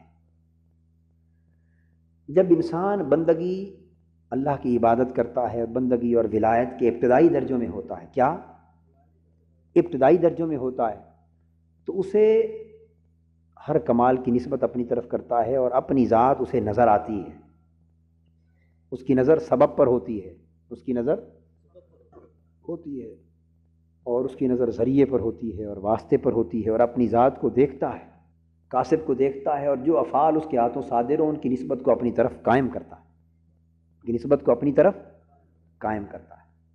اور ابھی اللہ کی قوت کا اس فعل کے صدور میں صادر ہونا کہ یہ فعل اللہ کے ہاتھ سے، اس کی قدرت سے صادر ہوا، یہ اس کی نظر سے اوجھل ہوتا ہے، یہ درجہ ابھی اس کی نظر سے اوجھل ہوتا ہے۔ اس طرح کہ جیسے یہ جکڑ چلتا ہے، جکڑ تو تیز ہوا آتی ہے، تو تیز ہوا سے جکڑ جب چلتا ہے تو اگر ریتلا علاقہ ہو، مٹی ہو، تو کیا ہوتا ہے، ریت اور مٹی اور گھاس پھوس اور یہ چیزیں اڑتی ہیں نا، تو گول گول اس طرح چکر بن جاتے ہیں، کیا بگولے بن جاتے ہیں، اس میں گھاس پھوس، ریت، مٹی، چیزیں سب اڑنے لگتی ہیں۔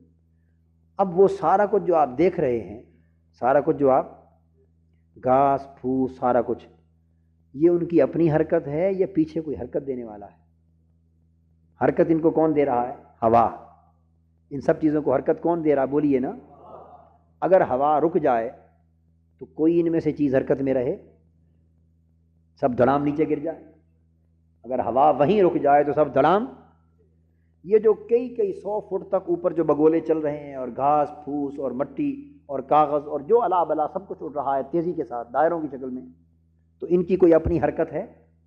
ان کی حرکت کا کوئی وجود ہے وہ ہوا کی وجہ سے. مگر ہم جس درجے میں ہم ہیں، ہمیں جسے حرکت دی جا رہی ہے وہ گھاس پھوس جو بے جان ہیں، جن کی کوئی حرکت نہیں، وہ تو حرکت میں نظر آ رہے ہیں جو متحرک ہیں، مگر جو پیچھے محرک ہے، حرکت دینے والا ہاتھ ہوا کا، وہ دکھائی نہیں دے رہا. جو ہاتھ محرک ہے، حرکت دینے والا، وہ دکھائی نہیں دے رہا. جو متحرک خود حرکت میں ہے بے جان، وہ نظر آ رہا ہے. تو ہوا کیا ہے؟ ہوا ہست ہے پر ہے نیست نما. ہوا کا درجہ کیا ہے؟ ہست نیست نما. ہوا خود ہے حرکت میں اور گھاس پھوس نیست ہے، کچھ نہیں، مگر ہوا کی شان یہ ہے کہ خود ہے مگر نظر نہیں آتی، اور جو نہیں ہے اسے دکھا رہی ہے. خود جو ہے وہ نظر نہیں آتی، اور جو نہیں ہے، جس کی حرکت کا وجود نہیں ہے، اسے حرکت میں دکھا رہی. جیسے ہمارے جسم کے اندر روح ہے. اب اگر روح جسم سے نکل جائے تو جسم کی کوئی عضو حرکت کرے؟ بولیے، نہیں کر سکتا نا. تو حرکت کس کی وجہ سے ہے؟ تو جسم تو بے جان شے ہے نا، ایک مادہ ہے، روح اس کو حرکت دے رہی. تو روح ہست نیست نما ہے. جو محرک ہے، حرکت دینے والی ہے، اصل حقیقت وہ دکھائی نہیں دیتی، اور جو بے جان ہے وہ دکھائی دے رہی. یہ ہمارا درجہ ہے. تو اللہ کی ذات اس ساری کائنات کے اندر جو کچھ صادر ہو رہا ہے اس میں محرک حقیقی کون ہے؟ اللہ ہے. اور اس محرک حقیقی نے جو ہست حقیقی ہے اس نے نیست کو دکھا دیا ہے. کن فیکون. تو کن دکھائی نہیں دے رہا، جہاں فیکون صادر ہو رہا ہے وہ دکھائی دے رہا ہے. سمجھے بات کو؟ آپ بات کو سمجھ رہے ہیں نا؟ کن، نہ کن سنائی دے رہا ہے، نہ کن والا دکھائی دے رہا ہے، مگر جس میں فیکون رونما ہو رہا ہے وہ ہر جگہ دکھائی دے رہا ہے، وہ ہر جگہ دکھائی دے رہا ہے. اب بات کو سمجھ گئے نا؟ تو پیچھے فیکون کے پیچھے حقیقت کیا ہے؟ انما امرہ اذا اراد شیئا ان یقول له کن. پیچھے حقیقت اللہ کا امر ہے، امر کن ہے، مگر وہ کسی کو دکھائی نہیں دیتا. اور جو کچھ دکھائی دیتی ہے جو کن کا نتیجہ ہے. تو جب انسان اوائل دور میں ہوتا ہے تو جو کچھ بے جان نیست ہو کر متحرک ہے وہ دکھائی دیتا ہے، اور پیچھے قدرت کا ہاتھ دکھائی. تو چونکہ نظر سبب آتا ہے، مسبب نہیں آتا، سو وہ نسبت فعل کی اپنی طرف کر دیتا. وہ کہتا ہے میں نے ارادہ کیا. جائز ہے، کیونکہ اللہ پاک نے نظام جو ایسا بنایا. ٹھیک ہے. اب بندہ جب عبادت کرتا کرتا اس کے قریب ہوتا چلا جاتا ہے، اور جوں جوں قرب کی منزلیں طے کرتا ہے پردے اٹھتے چلے جاتے ہیں. قرب کے جوں جوں قدم قرب کی طرف اٹھاتا ہے پردے اٹھتے چلے جاتے ہیں. اور جب پردے اٹھتے ہیں تو وہ حقیقت جو ہست تھی اس کی جھلک آنا شروع ہو جاتی، اس کی جھلک ملنا شروع ہو جاتی ہے، اس کی خبر ہونا شروع ہو جاتی. اتنا فہم پیدا ہو جاتا ہے کہ اس کے پیچھے کوئی ہے، کوئی ہاتھ ہے جو حرکت میں لا رہا ہے، کوئی ہاتھ ہے جو حرکت میں لا رہا ہے. مگر حقیقت یہ ہے کہ جو حرکت میں لاتا ہے وہ دکھائی نہیں دیتا، اور حقیقت وہی ہے. حقیقت تو جو حقیقت ہے وہ دکھائی نہیں دیتی، اور جو حقیقت نہیں وہ دکھائی، بولیے نا، دیتی ہے. بھئی دیکھیے نا، آپ کا بازو کٹ گیا. میں نے آپ سے پوچھا کہ کیا حال ہے؟ آپ نے فرمایا کہ ایکسیڈنٹ ہوا، خدا نہ کرے بازو کٹ گیا، لیکن اللہ کا شکر ہے کہ میں بچ گیا. اللہ کا شکر ہے کہ میں. اس کا مطلب یہ ہے کہ بازو کو آپ میں نہیں سمجھتے تھے، کیونکہ وہ تو کٹ گیا، اور آپ کی اب میں بچ گیا. میں تو بچ گیا ہے، بازو کٹ گیا اور میں بچ گیا. اس کے بعد خدا نہ خواستہ اس شخص کا دوسرا ایکسیڈنٹ، دوسرا بازو کٹ گیا. پھر آپ نے پوچھا، سناؤ. اس نے کہا بھائی اللہ نے رکھ لیا، بچا لیا، اللہ کا شکر ہے. دوسرا بازو بھی گیا لیکن میں بچ گیا، اللہ نے میری جان، میری زندگی رکھ لی. اس کا مطلب یہ ہے کہ میں کچھ اور ہے اور بازو. تیسری بار خدا نہ کرے تیسری ٹانگ بھی کٹ گئی، چوتھی بار چوتھی ٹانگ بھی کٹ گئی. عضو کٹتے گئے، مگر آخر وقت تک سب کچھ کٹ گیا. آپ کہتے رہے شکر کہ اللہ نے مجھے بچا لیا، میں ہوں، باقی سب کچھ کٹ گیا. تو دوستو پتہ یہ چلا کہ جو آپ کی حقیقت تھی، جس پر میں کو ناز تھا، وہ سر سے لے کر پاؤں تک سارے کے سارے اعضاء میں سے کوئی بھی نہ تھا. یہ سب مغالطہ تھا، یہ سب تعینات تھے. یہ سب کیا؟ یہ تعینات تھے، حقیقت کچھ اور تھی. پردے دکھائی دیتے ہیں اور جو پس پردہ ہوتا ہے وہ دکھائی نہیں دیتا. تو جب قرب نصیب ہوتا ہے، جب قرب، حتیٰ کہ قبر میں جب انسان چلا جاتا ہے تو قبر میں اس کا جسم گل سڑ جاتا ہے، سوائے اولیاء اللہ کے، شہداء اور انبیاء کے، جسم گل سڑ جاتا ہے، مٹی میں ختم ہو جاتا ہے، سارا کچھ ختم ہو جاتا ہے، مگر عذاب ہو رہا ہے کہ نہیں قبر کا؟ بولیے. جب جسم، ہڈیاں، گوشت پوست سب کچھ گل سڑ گیا اور خاک سے مل گیا، ختم ہو گیا، سمندر میں انسان گر گیا، مچھلیاں کھا پی گئیں اور مچھلیوں کو آگے انسان کھا پی گئے، کوئی ذرہ باقی نہ بچا، مگر عذاب ہو رہا ہے کہ نہیں؟ آگ میں گرا انسان، جل گیا، کچھ بھی نہیں بچا، مگر عذاب ہو رہا ہے کہ نہیں قبر میں اسے؟ وہ کس کو ہو رہا ہے؟ تو پتہ یہ چلا کہ وہ جو حقیقت انسان ہے، وہ سر سے لے کر پاؤں تک جن پر ہمیں مغالطہ تھا، گھمنڈ تھا، اور ہم جس پر اتراتے پھرتے تھے، اس میں سے کوئی عضو بھی ہماری حقیقت نہ تھی. تو حقیقت وہ ہے جو ختم نہیں ہوتی مگر دکھائی نہیں دیتی. جو دکھائی دیتا ہے وہ حقیقت نہیں. بس بالکل اس طرح جب قرب نصیب ہونا شروع ہو جاتا ہے، قرب، تو پردے اٹھتے چلے جاتے ہیں. اور جب پردے اٹھتے چلے جاتے ہیں تو پہلے تو صرف سبب کو دیکھتا تھا نا، کیا؟ اپنے آپ کو دیکھتا تھا اور اس متصرف قوت کو نہیں دیکھتا تھا. اب جب ذرا قریب ہو گیا تو اپنے آپ کو تو تھوڑا زیادہ دیکھتا ہی رہا، پر ساتھ اس کا جلوہ بھی شامل ہو گیا، اس کا جلوہ بھی. تو جب پردہ اٹھا تو اپنا احساس بھی رہا، اپنے ہونے کا احساس بھی ختم نہیں ہوا، مگر یہ بھی سمجھ آ گئی کہ اصل طاقت اور قوت وہ ہے اور مجھ سے صادر کروا رہا ہے. تو جب تک نظر فقط اپنے اوپر تھی، ذریعے پر تھی، سبب پر تھی، اور فاعل حقیقی نظر سے اوجھل تھا، تو سبق پہلے قول نے یہ دیا کہ جب نظر اس انداز کی ہو تو انسان فارت تو کہتا ہے کہ میں نے ارادہ کیا. خضر علیہ السلام اپنی زبان میں یہ مسئلہ سمجھا رہے ہیں. یہ مسئلہ جب نظر فقط اپنے اوپر ہو اور مولا پر نہ ہو تو انسان اپنی طرح منسوب کرتا ہے، اور جب کچھ پردے اٹھ جائیں اور کچھ رہ جائیں تو کچھ اس کی جھلک ملے، کچھ اپنا احساس باقی رہے، تو پھر وہ دونوں کو ملا دیتا، پھر کہتا ہے فاردنا، ہم نے ارادہ کیا. کہ اس کی تو خبر ہو جاتی ہے کہ وہ ہے، پر اپنے احساس کو بھی زائل نہیں کرتا، اس کا بھی خیال باقی رہتا ہے. اور جب سارے پردے اٹھ جاتے ہیں، سارے پردے اٹھ جاتے ہیں اور سورج نکھر کر سامنے آ جاتا ہے تو تارے موجود ہوتے ہیں مگر دکھائی نہیں دیتے، صرف سورج ہی سورج ہوتا ہے. اس وقت اپنا احساس زائل ہو جاتا ہے، موجود ہو کر بھی خود کو معدوم پاتا ہے، معدوم پاتا ہے. اپنی حقیقت آشکار ہو جاتی ہے کہ میں تو نیست تھا، میرا تو فقط دکھاوا ہی دکھاوا تھا، اصل مجھے حق بنانے والا وہ تھا. اب اصل پر جب نظر پڑ گئی تو جو اس کی وجہ سے قائم تھا اسے کون تکے، اس وجود کو کون دیکھے. جب اس کی حقیقت آشکار ہو جاتی ہے تو اپنی حقیقت بھی سامنے آ جاتی ہے کہ میں تو کچھ بھی نہ تھا، بے حقیقت تھا. تو حقیقت مطلقہ وہ ہے.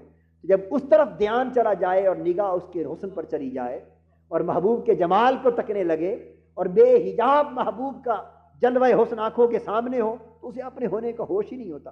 تو پھر وہ جب کہے گا بولے گا رب نے کہا، اس نے کہا، کیونکہ اس کے سوا اور ہے ہی کوئی. اینما تولوا فثم وجہ اللہ.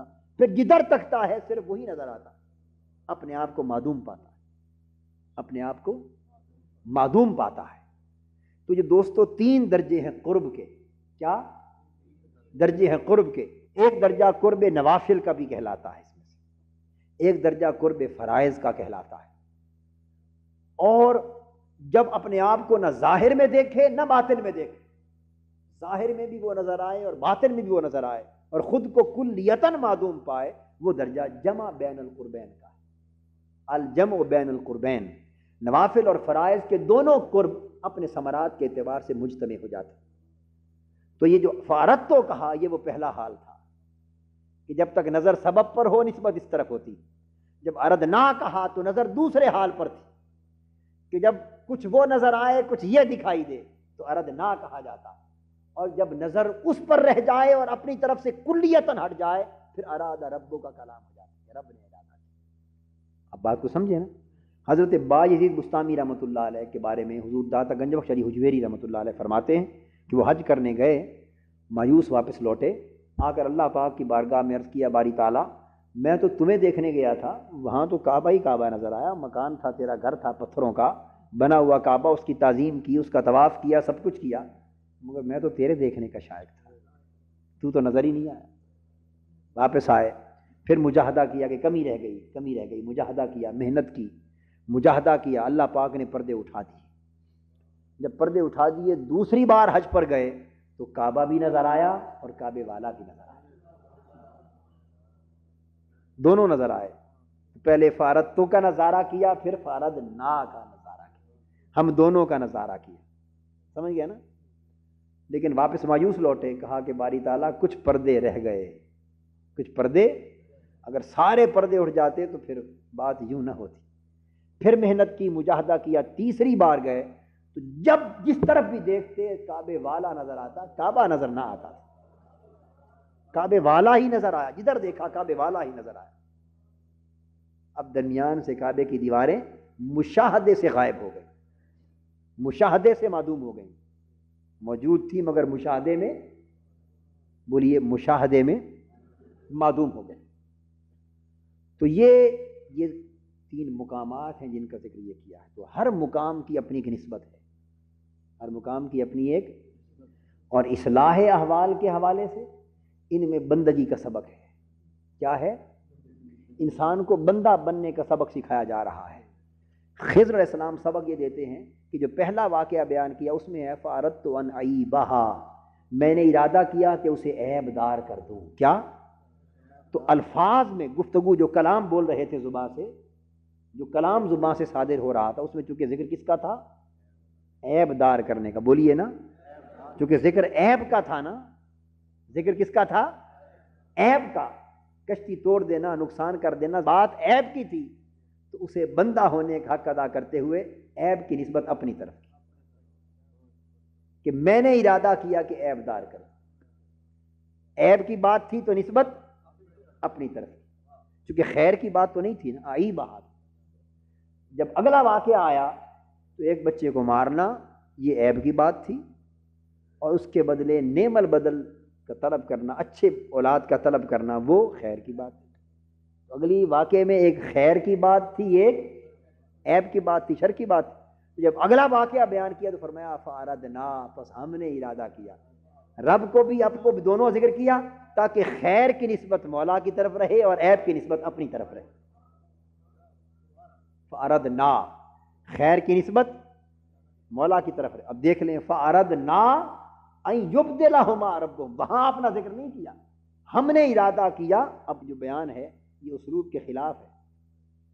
مقتضائے کلام کیا چاہتا ہے کہ ہم نے ارادہ کیا کہ ہم بدل دیں، ہم نے ارادہ کیا کہ ان کو بدل دیں، اس کی بجائے اچھا بیٹا دیں، چونکہ پہلے جو اردنا میں جمع متکلم کا صیغہ لا چکے ہیں، اب فعل بھی اسی طرح آنا چاہیے، اب فعل بھی اسی طرح آنا چاہیے، مگر جو مقتضائے کلام تھا قاعدے کے مطابق قرآن مجید کا کلام اس سے ہٹ کر ہے۔ فرمایا فَأَرَدْنَا أَن يُبْدِلَهُمَا، فَأَرَدْنَا میں جمع متکلم کا صیغہ، يُبْدِلَهُمَا میں واحد مذکر غائب کا صیغہ، ہم نے ارادہ کیا کہ وہ بدل دے۔ یہ کیا بات ہے؟ اب ذرا غور کریں نا، ہم نے ارادہ کیا کہ وہ بدل دے، ان کا رب بدل دے، ابھی رب کو اپنے ساتھ شامل فرما رہے ہیں کہ ہم نے ارادہ کیا کہ ان کا رب بدل دے۔ اگر قرآن کی آیت نہ ہو تو اس طرح کا کوئی اردو میں کلام کرے تو غلط کہیں گے نا، اس جملے کو، اس جملے کو اردو میں کلام ہو تو غلط کہیں گے نا، مگر اللہ کا کلام تو غلط نہیں ہو سکتا نا، قرآن کا یہ درست ہے۔ یہ وہی ادب بندگی سکھایا جا رہا ہے، چونکہ اس میں ارادے دو تھے، ارادوں کی حد تک دو باتیں تھیں، ایک بچے کو مارنا، ایک دوسرے بچے کو طلب کرنا۔ تو ارادوں میں ایک خیر کا ارادہ تھا، ایک شر کا تھا، سو اردنا کہا تھا کہ خیر کی نسبت اپنی طرف ہو، خیر کی، اور بدل دینا نعم البدل، چونکہ محض خیر کی بات تھی، وہاں اللہ کا ذکر کرنا، تنہا اللہ کا ذکر کرنا۔ اور جب دیوار تعمیر کرنے کی بات آئی تو وہ تو تھی ہی ساری خیر ہی خیر، بغیر معاوضے کے احسان کر دینا، وہ تو خیر ہی خیر تھی نا، اس میں تو کوئی عیب نہ تھا۔ تو جہاں عیب اور شر کا شائبہ ہی نہ تھا، محض خیر ہی خیر تھی، کام خود کیا مگر نسبت اللہ کی طرف کی۔ فَأَرَادَ رَبُّكَ، تیرے رب نے ارادہ کیا کہ دیوار کو تعمیر کر دیا جائے تاکہ یہ جوان ہو جائیں تو خزانہ لے لیں۔ تو یہ ادب سکھا دیا بندی کا کہ جو لوگ اس طرح ہر شر کو اپنی طرف اور ہر خیر کو مولا کی طرف، اور ہر عیب کو اپنی جانب سے اور ہر نیکی اور بلائی کو مولا کی جانب سے جو اس طرح سمجھ کے چلتے ہیں ان کو قرب کے درجے طے کرائے جاتے ہیں۔ قرآن مجید نے کہا اگر کوئی اچھائی تمہیں نصیب ہو جائے تو وہ تمہارے اللہ کی طرف سے، اور کوئی برائی نصیب ہو جائے تو تمہاری اپنی جان اور نفس کی طرف سے۔ تو جب یہ معرفت بندے کو مل جاتی ہے تو وہ درجے طے کرنا شروع کر لیتا ہے، اور جب انسان اس بات کو پا کر کہ عیب میرا ہے اور خیر میرے مولا کی ہے، عیب میرا ہے اور خیر میرے مولا کی ہے، تو پھر وہ کیا کرتا ہے کہ عیب کو بھی مٹاتا ہے اور عیب والے کو بھی مٹاتا ہے۔ وہ عیب کو بھی مٹاتا ہے، اور چونکہ عیب والا خود ہے تو خود کو بھی، عیب کو خیر میں مٹاتا ہے اور عیب والے کو خیر والے میں مٹا دیتا ہے۔ عیب کو خیر میں مٹاتا ہے اور عیب والے کو خیر والے میں مٹا دیتا ہے۔ آپ بات کو سمجھ گئے؟ یعنی جس طرح اپنے بدی کے عمل کو مٹا کر نیکی کے عمل سے بدل دیتا ہے، اس طرح اپنے وجود کو معدوم کر کے خدا کی بقا میں غرق ہو جاتا ہے۔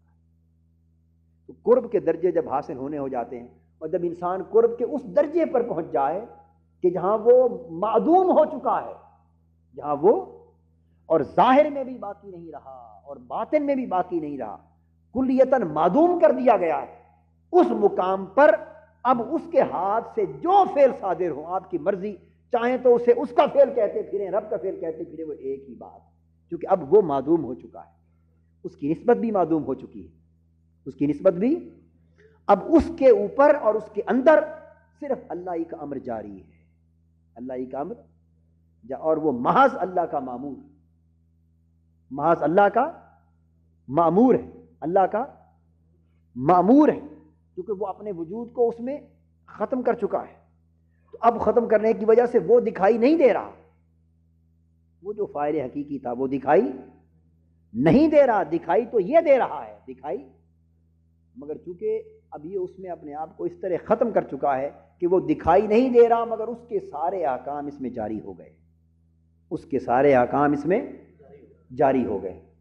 جس طرح بات ہو رہی تھی کہ وہ فاعل کے احکام مجہول میں مفعول ما لم یسمى فاعلہ میں جاری ہو جاتے۔ اب اس کا، اب اگر فاعل کے ساتھ ذکر ہو تو کہا جاتا ہے مثلا قاتل بکر زیدن، کیا کہا جاتا ہے؟ قاتل بکر زیدن، بکر نے زید کو مارا، بکر نے زید کو، اس میں زید کیا ہے؟ مفعول ہے، اور بکر کیا ہے؟ تو فاعل کے اوپر کیا آئی ہے؟ بکرن، پیشیں آئی ہیں، زیدن اس پر کیا آیا ہے؟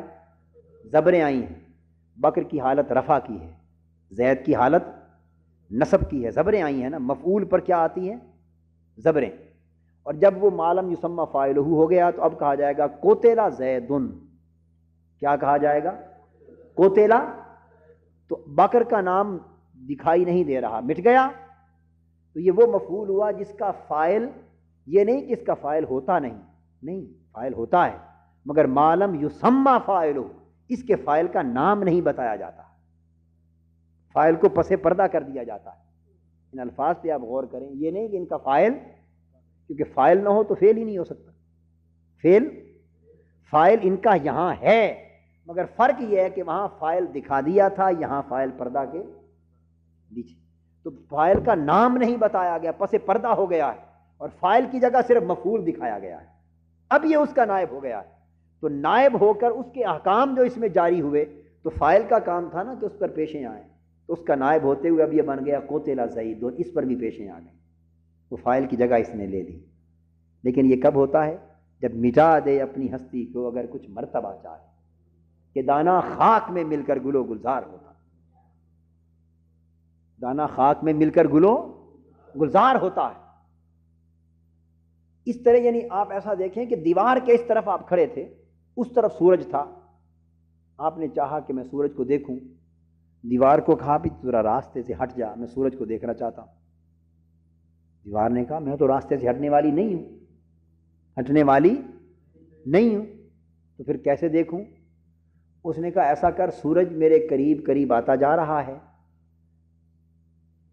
اوپر اوپر آتا جا رہا ہے، تو بھی میرے قریب قریب آتا جا، سایہ دیوار کا قریب آتا گیا، سایہ دور تھا، وہ دیکھنا چاہتا تھا، قریب آتا گیا، سورج سر پہ آتا گیا، سایہ قریب آتا گیا، سورج اور دیوار کا قرب ہوتا گیا، ادھر سایہ دیوار کے قریب ہوتا گیا، جب عین نصف النہار پر آیا تو سایہ دیوار میں ختم ہو گیا۔ سایہ دیوار میں جب ختم ہوا تو سورج اوپر، جب سر اٹھایا تو سورج سر پہ تھا۔ جب تک سایہ نے اپنا وجود رکھا ہوا تھا وہ سورج کو تک ہی نہیں سکتا، کیونکہ سورج اور طرف اور سایہ، سورج اس طرف اور سایہ، تو سایہ نے جب تک اپنے وجود کو قائم رکھا سورج کے حسن والا چہرہ تک، کب تکا اس نے؟ وہ جو پردہ درمیان میں تھا، جب سایہ نے خود کو اس میں ختم کر دیا، جب خود مٹا پھر سورج نظر آ گیا۔ تو جب انسان عیب کو خیر میں مٹا دیتا ہے اور اپنے عیب والے وجود کو خیر والے، خیر مطلق میں مٹا دیتا ہے، پھر قرب کا وہ درجہ آتا ہے کہ پھر اللہ پاک اس کو جب دیکھتا ہے کہ بندہ میرے اندر فنا ہو گیا تو پھر اس کی ساری نسبتیں بھی اپنے اندر فنا کر لیتا ہے۔ اللہ اس بندے کی نسبتیں بھی اپنے اندر فنا کر لیتا ہے اور بندے کے ساتھ اللہ کا تعلق ریسیپروکل ہو جاتا ہے۔ یہ خاص نقطہ سمجھ لیں، بندے کے ساتھ اللہ کا تعلق انگریزی میں کہتے ہیں ریسیپروکل، اس طرح ہو جاتا ہے کہ جس طرح بندہ کرتا ہے اس کے ساتھ اللہ اسی طرح کرتا ہے۔ اب بات کو سمجھیں، بندہ اللہ کے لیے جس طرح کرتا ہے اللہ اس بندے کے لیے، اور یہ اپنی شان کے مطابق کر رہا ہے، وہ اپنی شان کے مطابق کر رہا ہے، بس جس طرح یہ کرتا ہے اس کے لیے، وہ اس کے لیے وہی کچھ کرتا ہے۔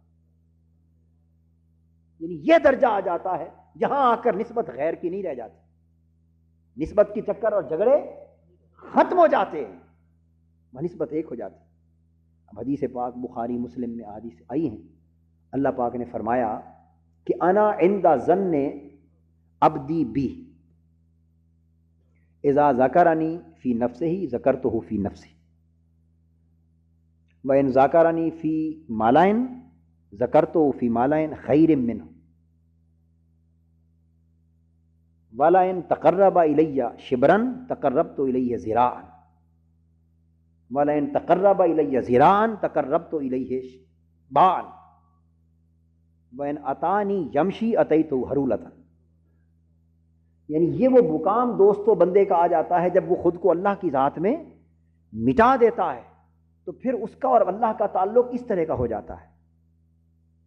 فرمایا کہ میں اپنے بندے کے ساتھ اسی طرح کا ہو جاتا ہوں جیسا وہ میرے ساتھ گمان کرتا۔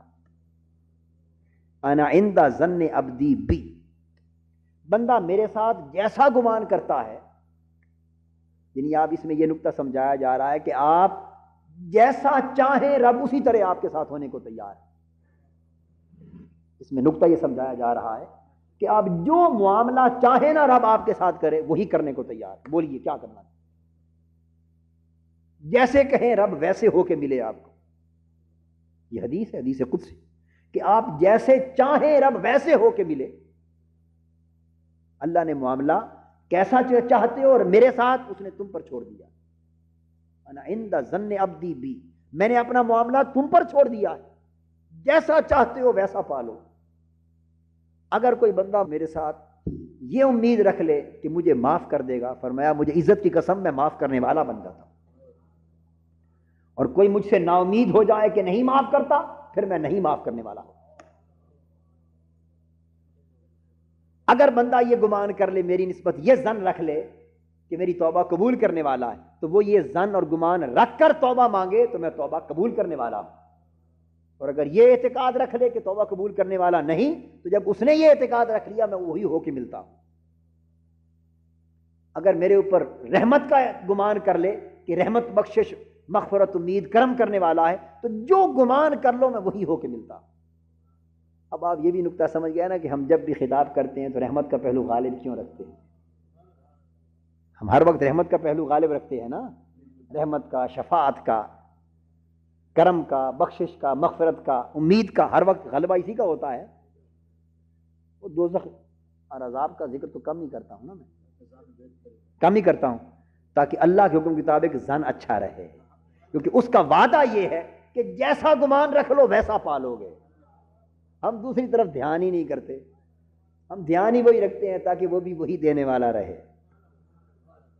ہم تصور ہی اس کے مسکراتے چہرے کا کرتے ہیں تاکہ مسکراتا ہی رہے، ہم تصور ہی جمال کا کرتے ہیں تاکہ جمال پر ہی رہے، ہم اس کا جلال دیکھنے کے قابل نہیں ہیں، ہم اس کا غضب اور جلال دیکھنے کے قابل، ہم اس کے عدل کو دیکھنے کے قابل، ہم عدل کی بات ہی نہیں کرتے، ہم فضل کی بات کرتے ہیں، ہم گمان ہی فضل کا کرتے ہیں تاکہ عدل کے کھاتے میں تولا ہی نہ جائے، عدل کے کھاتے میں تولا ہی نہ، ہم تلنے کے والے نہیں، اگر تل گئے تو مارے جائیں گے، اس قابل نہیں۔ اب بات کو سمجھ گئے نا؟ تو یہ حدیث پاک میں فرمایا کہ جیسا گمان بندہ میرے ساتھ کر لے میں اس کے ساتھ اسی طرح ہو جاتا۔ اس کے اندر کتنے لطائف ہیں، کتنے معارف ہیں دوستو، یہ سمجھایا جا رہا ہے کہ بندے تو جس طرح میرے ساتھ ہو جا اس طرح میں تیرے ساتھ ہو جاتا۔ اب یہ جو جملہ اللہ پاک نے فرمایا، ارشاد فرمایا، اب پوری حدیث بقیہ اس کی شرح ہے۔ میں نے عرض کیا نا کہ پھر بندہ اپنی شان کے حساب سے ہوتا ہے اور وہ اپنی شان کے حساب سے ہوتا ہے۔ اب اس کی شرح اللہ پاک خود فرماتے ہیں اپنے قول، فرمایا اس طرح کہ اگر بندہ ان ذاکرانی فی نفسہ ذکرتہ فی نفسی، اگر بندہ تنہا بیٹھ کے مجھے یاد کر لے، ذکر کر لے تنہا بیٹھ کر۔ آپ لوگ گھروں میں تنہا بھی ذکر کرتے ہیں نا، اور جمعرات کی جمعرات یہاں مل کر ذکر کرتے ہیں، اجتماع میں کرتے ہیں نا، آج اس کی حکمت بھی سمجھ لیں۔ فرمایا اگر تنہا بیٹھ کے ذکر کر لو تو میں بھی اس بندے کا تنہا ذکر کرتا ہوں۔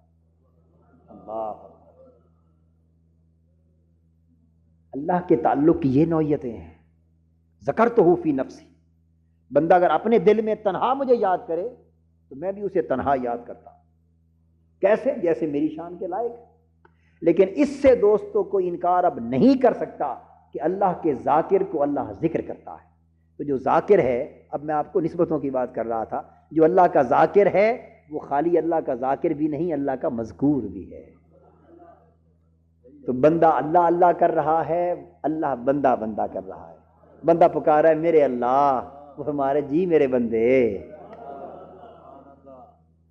میرے اللہ، وہ ہر بات جواب دے رہا ہے جی میرے بندے۔ اب آپ چاہیں تو 70 بار پکار لیں، 70 کا 69 بار خدا کی قسم جواب نہیں ہوگا، 70 کا 70 بار ہی جواب ہوگا۔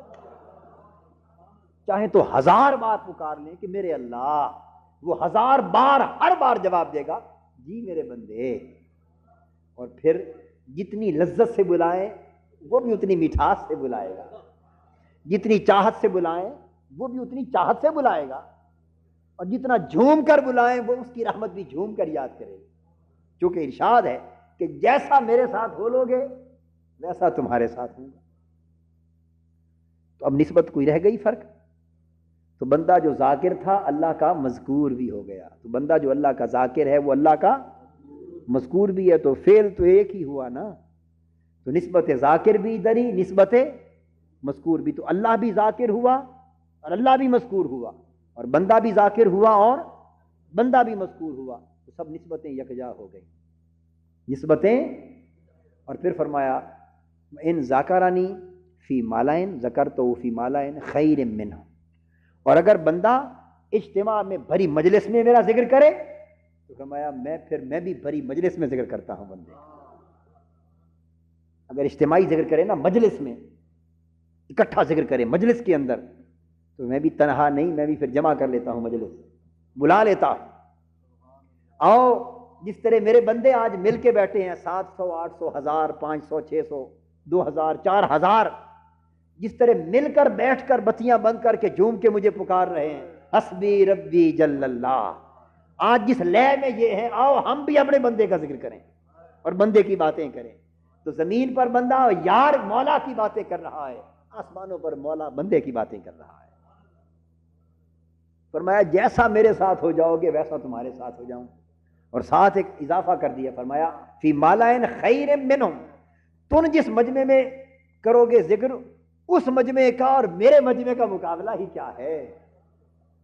یہ تو اس مجمع میں ذکر ہو رہا ہے نا، اور فرمایا کہ تمہارا مجمع تمہارا، اور جس مجمع میں پھر میں تمہارا ذکر کروں گا وہ تمہارے مجمع سے کہیں بہتر ہوگا، کہ تمہارے مجمع میں تو یہ لوگ آئیں گے نا، اور میرے مجمع میں انبیاء کی روحیں آئیں گی، ملائکہ آئیں گے، جبرائیل ہوں گے، میکائیل ہوں گے، اسرافیل ہوں گے، انبیاء ہوں گے، رسول ہوں گے، ملائکہ ہوں گے، اللہ کا مجمع وہ ہوگا۔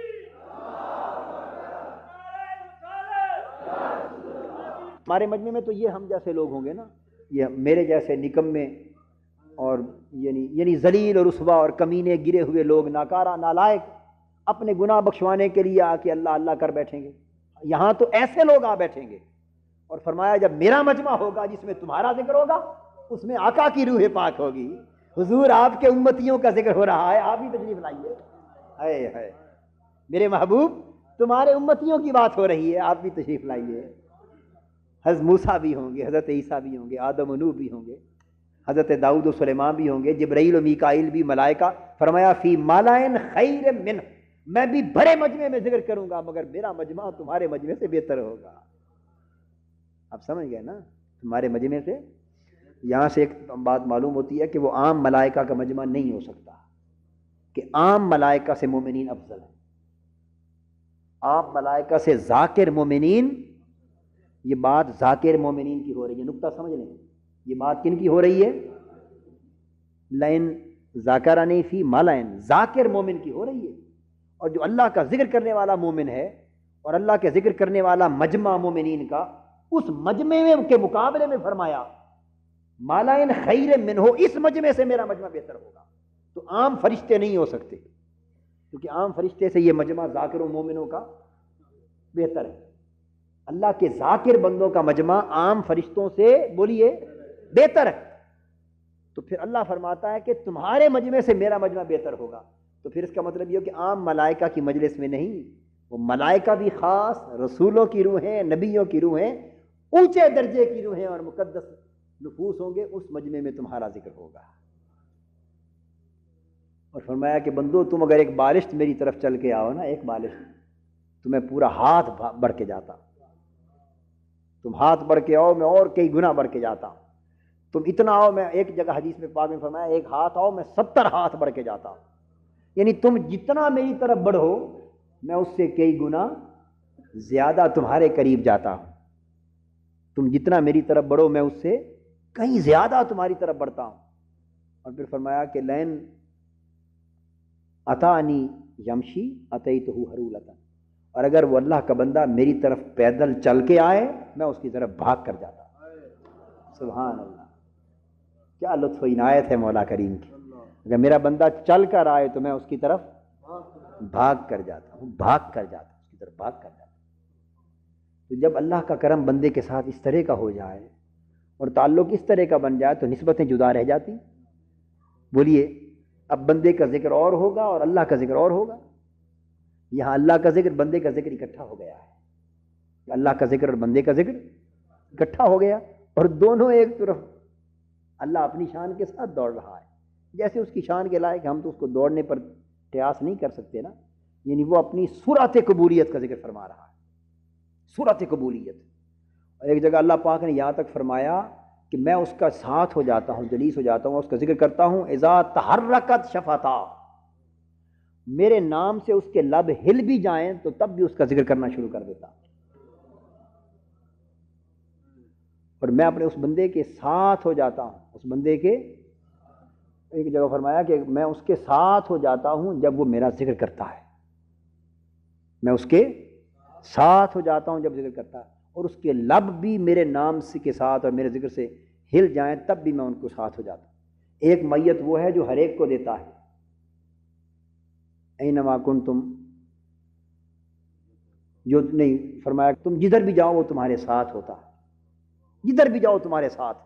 ایک مائیت یہ ہے جو ہر ایک کو حاصل، اور نحن اقرب الیہ من حبل الورید، ایک قرب وہ ہے جو ہر ایک کو حاصل ہے۔ تو یہاں نہ اس میت کی بات ہے نہ اس قرب کی بات ہے، یہ قرب بھی خاص ہے، میت بھی خاص ہے، جو خاص ذاکروں کو نصیب ہوتا، اللہ کا یاد کرنے والوں کو نصیب ہوتا۔ جب اللہ کی یاد کرتا کرتا بندہ اللہ کے قریب ہوتا چلا جاتا ہے اور میت خاص اس کو نصیب ہو جاتی ہے، تو پھر اس بندے کی نسبت اللہ کی نسبت ہو جاتی ہے، بندے کا ذکر اللہ کا ذکر ہو جاتا ہے، اس بندے سے محبت اللہ سے محبت بن جاتی ہے، اس بندے سے پیار اللہ سے پیار ہو جاتا ہے۔ اس لیے دیکھتے اس بندے کو ہیں، یاد رب آتا ہے، دیکھتے بندے کو ہیں، بولیے نا، یاد رب آتا ہے، یعنی بندہ اللہ کی یاد کا ذریعہ بن جاتا ہے۔ اب یہاں غیریت مٹا دی جاتی، غیریت مٹا دی جاتی، اس بندے سے دوستی پھر اللہ سے دوستی ہو جاتی، اور اس بندے سے دشمنی اللہ سے دشمنی بن جاتی، تو نسبت ایک ہو جاتی. نسبت یہ اولیاء اللہ کو، صلحاء کو یہ درجہ ملتا ہے. اور یہ ساری نسبتیں اور درجے جہاں جا کر ختم ہوتے ہیں وہ آقا دو جہاں صلی اللہ علیہ وسلم کی ذات پاک، اس جگہ سب درجے سب نسبتیں جا کر ختم ہو جاتی. اور یہ وہ درجہ اور یہ وہ مقام ہے حضور علیہ السلام کا قرب خاص اور معیت خاصہ میں، کہ یہاں اللہ پاک اپنے بندوں پر کرم کے لیے جو قدم اٹھاتا ہے رسول کو ساتھ رکھتا ہے. اللہ تعالیٰ ارشاد فرمایا وما نقموا الا ان اغناہم اللہ ورسولہ. بندوں کو غنی کرنے کی بات ہے، بندوں کو غنی کرنے کی بات. فرمایا کہ اللہ نے ان کو غنی کیا اور اس کے رسول نے غنی کیا. اللہ نے غنی کیا اور اس کے، اب اس نسبت فعل کی بات کو سمجھے نا. غنی کرنے کی جو نسبت ہے فعل کی، کس کی طرف ہو رہی ہے؟ بیک وقت اللہ کی طرف، اور اغناہم اللہ ورسولہ، رسول پر پیش ہے نا، تو رسول اور اللہ اغنا کے دونوں فاعل ہیں، اغنا کے دونوں فاعل. اللہ نے غنی کیا اور اس کے رسول نے غنی کیا. اللہ اور رسول نے غنی کر دیا. یہ کون کہہ رہا ہے؟ ہمارے ذہن اتنے پراگندہ ہو چکے ہیں کہ اگر ہم ایسی بات کر دیں تو فوراً ذہن میں شبہات پیدا ہونا شروع ہو جائے. کہیں شرک کا کلمہ تو نہیں نکل گیا صبح سے؟ بولیے یہ حالت ہے یا نہیں؟ اتنے پراگندہ ہو چکے ہیں کہ ایسی بات نکل جائے تو گمان ہونے لگتا ہے کہیں شرک تو نہیں کر بیٹھے کہ اللہ اور اس کے رسول نے غنی کر دیا. یہ قرآن کہہ رہا، اللہ پاک، اللہ اور اس کے رسول نے انہیں غنی کر دیا. اللہ فرما رہا یہ نسبتیں ایک ہو جاتی ہیں. کیا سمجھا رہا تھا؟ نسبت فعل ایک ہو جاتی ہے، جدھر چاہے کر لیں پھر وہ نسبت میں فرق نہیں رہتا. اللہ نے جو انہیں عطا کیا اپنے فضل میں سے، اور اس کے رسول نے جو عطا کیا. تو میرے آتاہم اللہ، عطا کا فاعل کون ہے؟ اللہ، اور اس کے دونوں فاعل ہیں. اور فضل کے لیے ضمیر کون سی لگائی؟ فضل کا مضاف کیا ہے؟ مضاف الیہ کیا ہے؟ فضل ہی، واحد کی ضمیر ہے. اللہ اور اس کے رسول نے انہیں اپنے فضل میں سے عطا کیا، اور فضل کی ضمیر واحد کی استعمال کی. عطا اللہ نے بھی کیا، عطا رسول نے بھی کیا. اپنے فضل میں سے ضمیر ایک ہے، اسی ایک ہی ضمیر کا مرجع اللہ بھی ہے، اسی ضمیر کا مرجع رسول بھی. ضمیر بھی ایک کر دی. اس کا مطلب کیا ہوا؟ بڑی لطف کی بات ہے. اس کو سادہ طریقے سے اگر سمجھاؤں نا تو آپ یوں سمجھ لیں من فضل ہی خزانہ ہے، من فضل ہی خزانہ ہے. ادھر اللہ دینے والا ہے، ادھر رسول دینے والا ہے، دونوں طرف یہ طرفین ہیں. آتاہم اللہ طرف واحد ہے، من فضل ہی درمیان میں خزانہ ہے، ورسولہ یہ طرف آخر. یہ طرفین ہیں، ادھر اللہ دینے والا ہے اوپر، نیچے ادھر رسول دینے والے ہیں، اور درمیان میں خزانہ ہے. اس کا بھی خزانہ یہی ہے اور رسول کا خزانہ بھی یہی ہے. وہ بھی یہیں سے دے رہا ہے، رسول بھی یہیں سے دے رہا ہے. من فضل ہی ہے نا، آپ سمجھے نہیں؟ من اس فضل میں سے، اس کے فضل میں سے. تو من سے جو بعدیت ہے، تبعیدیت ہے، جو نکالا جا رہا ہے فضل میں سے، فضل ایک ہے. ہی کی ضمیر ہے کہ خزانہ ایک ہے. محبوب جو تجھ سے مانگے تو نے بھی اسی خزانے سے دینا ہے، جو میرے ساتھ سوال کرے میں نے بھی اسی خزانے سے دینا ہے. تو جب خزانہ ایک ہے، جس کا جی چاہے تجھ سے لے لے، جس کا جی چاہے مجھ سے لے لے. خزانہ ایک. جب خزانہ ایک ہے، جس کا جی چاہے تجھ سے مانگ لے، یا رسول اللہ کہہ کر مانگ لے، جس کا جی چاہے یا اللہ کہہ کر مانگ لے. باتیں ایک ہے کیونکہ خزانہ ایک. خزانہ ایک. اس میں نکتہ سمجھانے کا یہ ہے. اب آپ اس میں حال کی اصلاح کس طرح ہے؟ اب آپ اپنے من میں جھانکیں. بات ایک ہے، اللہ کے ذکر سے لذت آتی ہے اور اس سے مانگنے میں ایک کیف ضرور ملتا ہے.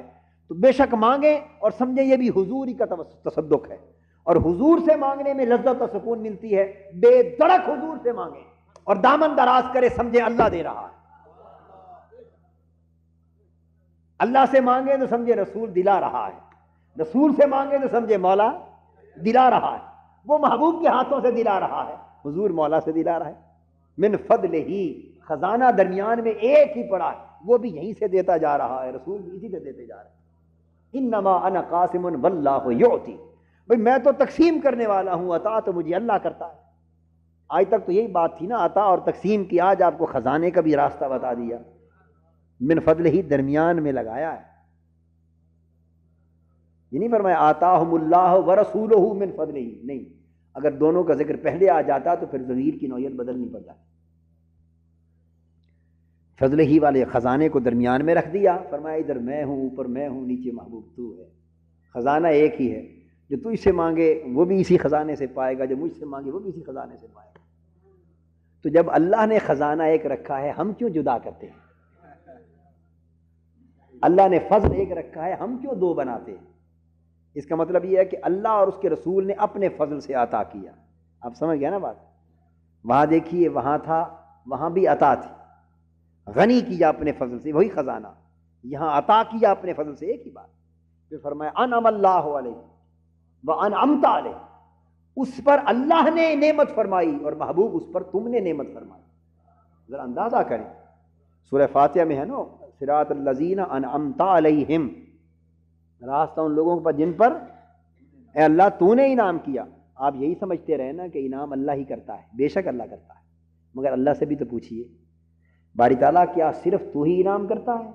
فرماتا ہے نہیں، تمہارا مغالطہ ہے، حقیقت میں تو میں ہی کرتا ہوں، حقیقت میں تو، مگر عملاً یہ ہے کہ میں بھی کرتا ہوں اور محبوب کو بھی دے رکھا، وہ بھی انعام فرماتا ہے، اور وہ کرم کرے اسے بھی بے دھڑک انعام کہا کرو کہ حضور کی نعمت ہے، اور میرا کرم ہو بے دھڑک انعام کہا کرو، انعام کی نسبت حضور کی طرف بھی کرو، رب کی طرف بھی کرو۔ قرآن کہتا ہے انعم اللہ علیہ وانعمت علیہ، اس پر اللہ نے انعام فرمایا اور اس پر اے محبوب تم نے انعام فرمایا، اسے اللہ نے نعمت دی، اے محبوب اسے تم نے نعمت دی۔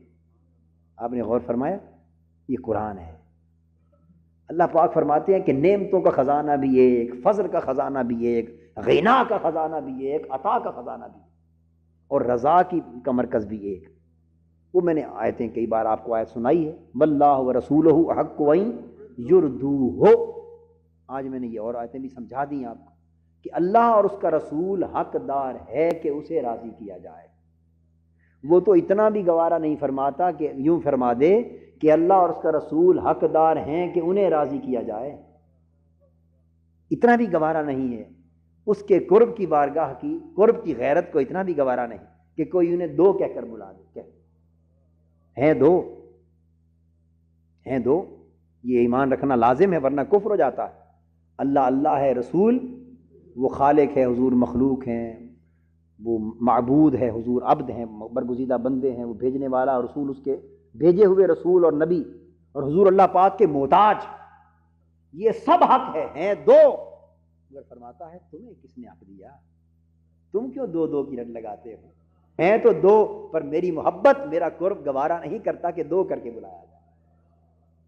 جہاں نعمت کا ذکر آئے، قرب کا ذکر آئے، رضا کا ذکر آئے، عطا کا ذکر آئے، پیار کا ذکر آئے، اطاعت کا ذکر آئے، محبت کا ذکر آئے، وہاں ایک نسبت سے بلایا کرو، نسبت ایک بنا دی ہے۔ نقطہ سمجھا رہا تھا نسبت فعل کی، اللہ پاک نے نسبت، اس کو کہتے ہیں اتحاد فی النسبت، اتحاد، نسبت میں اتحاد کر دیا، نسبت میں اللہ اور اس کا رسول حقدار ہے کہ اسے راضی کیا جائے، حقدار ہے، بولیے، کہ اسے راضی کیا جائے۔ یہ نہیں فرمایا کہ انہیں راضی کیا جائے، اگر انہیں کی بات ہوتی تو فرماتا واللہ ورسولہ حق ان یردوہما، تثنیہ کی ضمیر استعمال ہوتی ہے، اللہ اور اس کا رسول حقدار ہیں کہ انہیں راضی کیا جائے، نہیں، فرمایا ہو اسے راضی کیا جائے۔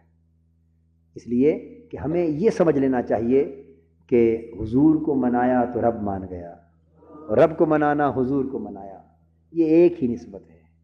حضور کو منانا رب کے منانے سے جدا نہیں۔ تو یہ جو یہی انفرادیت ہے منہاج القرآن کے مرکز کی، کہ یہ جو ان نسبتوں کو آج کے دور میں جدا کر دیا گیا ہے، منہاج القرآن اس نسبت کی وحدت کا شعور اور معرفت آشکار کرنا چاہتا ہے، وحدت آشکار کرنا چاہتا ہے کہ ایسی نسبت کی وحدت کا شعور اور معرفت نصیب ہو جائے کہ بس تار جو ہلے تو اس تار سے اللہ کا نغمہ بھی الاپا جائے، حضور کے عشق و رسول کا نغمہ بھی الاپا جائے، اور یہ نغمہ ایک ہی ترنگ اور رنگ میں جا کر ختم ہو، دو نہ سمجھے جائیں۔ اس طرح صحابہ کرام کا معمول بھی تھا۔ صحابہ کرام کا معمول بھی یہ تھا، جب کوئی بات ان سے پوچھی جاتی ہے انہیں معلوم نہ ہوتا تو عرض کرتے اللہ ورسولہ اعلم، عرض کرتے اللہ اور اس کا رسول بہتر جانتا ہے۔ صحابہ نے کبھی یہ نہ کہا واللہ اعلم، ہم تو یہ کہتے ہیں نا۔ اب دیکھ لیں ہمارا عقیدہ اور ہمارا طریقہ اور صحابہ کا کتنا زمین آسمان کا فرق ہو چکا ہے۔ صحابہ حدیث پاک میں صحابہ جب کبھی بولتے کہتے اللہ ورسولہ اعلم، اللہ اور اس کا رسول بہتر جانتا ہے۔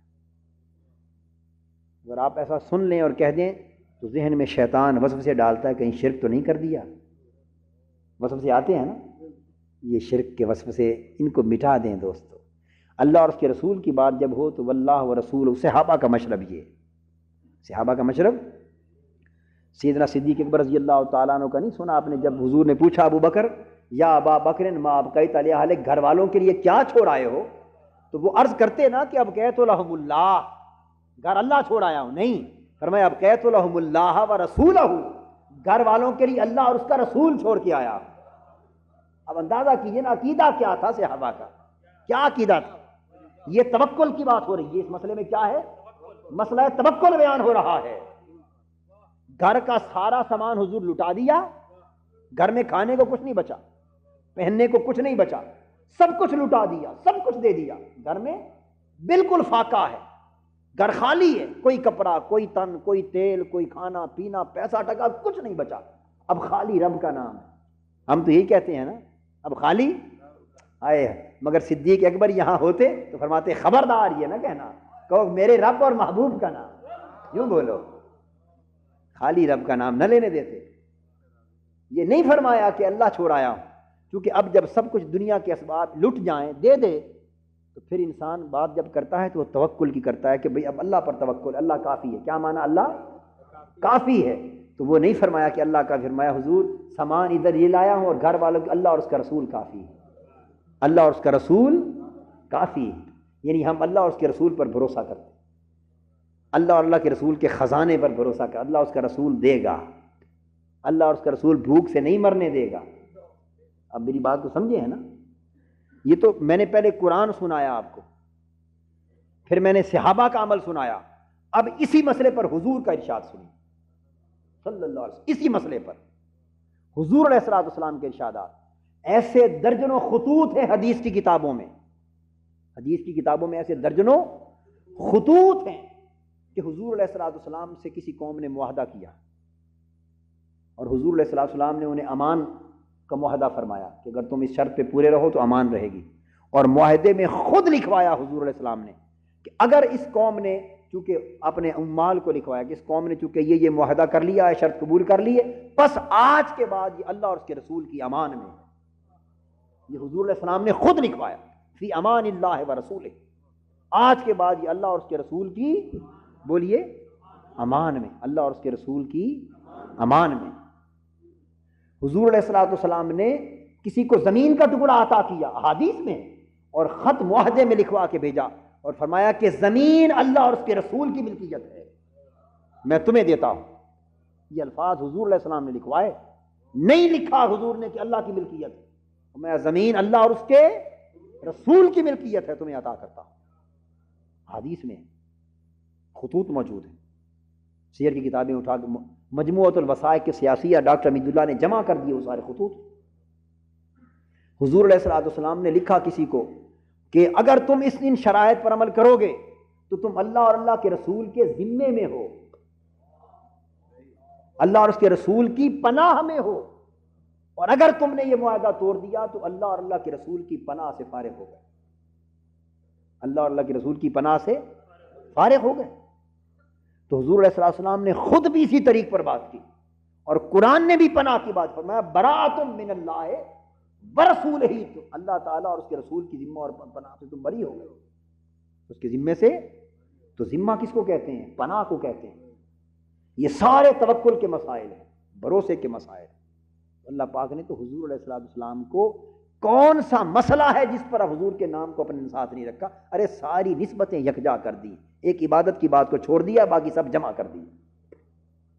ایک عبادت کی بات کو چھوڑ دیا، باقی سب کچھ، بولیے، جمع کر دیا۔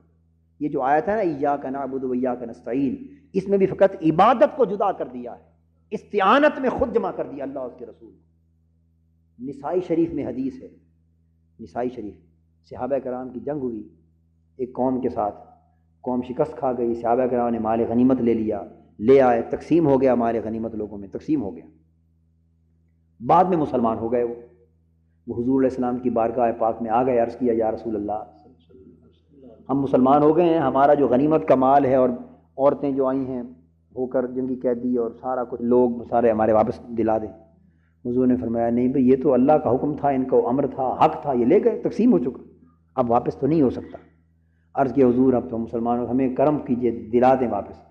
فرمایا اچھا ہو، معلوم تھا حضور کو کہ میرے صحابیوں کا عقیدہ کیا ہے، کس بات پر یہ آتے ہیں ذوق میں، سبحان اللہ، اس میں ایک پس منظر دیکھیے، کس بات میں ذوق اور وجد میں آتے ہیں، عشاق تھے نا صحابہ، ان کا عقیدہ معلوم تھا۔ میں سوچا کرتا ہوں یہ حدیث جب میں نے پڑھی تو پہلا سوال میرے ذہن میں یہ ابھرا تھا، میں ابھی بتاؤں گا آپ کو۔ تو میں ادھر آؤ، تم ایک بات سکھاتا ہوں، انتظار کرو نماز پر، جب سارے صحابہ جمع ہوں گے تم کھڑے ہو جانا، اور کھڑے ہو کے یہ فکرہ بولنا۔ حضور علیہ السلام نے کیا فرمایا؟ کھڑے ہو کے یہ کہنا، بس پھر دیکھو کیا ہوتا۔ آپ ذرا دیکھیے، اگر خود فرما دیتے صحابہ کو بھائی ان کا مال واپس لوٹا دو، ہو سکتا تھا نا، صحابہ نہ کرتے، لیکن نہیں، ان کو طریقہ سکھایا، ہمیں سبق سکھا دیا قیامت تک، ان کو طریقہ سکھایا، ہمیں عقیدہ سکھا دیا، قیامت تک کے لیے اصول سکھا دی۔ اگر پھر بھی ہم نہ سمجھیں، اللہ پاک ہمارے حال پہ کرم فرمائے۔ فرمایا تم یہ جملہ یاد کر لو، کھڑے ہو کے کہہ دینا۔ اور صحابہ کا پتہ تھا کہ وہ عاشق لوگ ہیں، پروانے ہیں، بھئی یہ سنتے جائیں گے تو سب کچھ لٹا دیں گے۔ سکھایا کیا طریقہ؟ ادھر سکھایا کہ جب صحابہ میرے جمع ہو جائیں تو کھڑے ہو کے کہنا انا نستعین برسول اللہ صلی اللہ علیہ وسلم فی اموالنا و اولادنا و نسائنا و کما قال، یا فی روایت فی رد اموالنا و نسائنا و اولادنا۔ کھڑے ہو کے کہنا کہ ہم رسول پاک صلی اللہ علیہ وسلم سے مدد مانگتے ہیں، ہم حضور سے مدد چاہتے ہیں، ہمارا مال اولاد عورتوں کے واپس لوٹائے جانے میں ہم رسول اللہ سے مدد چاہتے ہیں۔ نہیں سکھایا کہ کھڑے ہو کے کہنا کہ ہم اللہ سے مدد چاہتے ہیں۔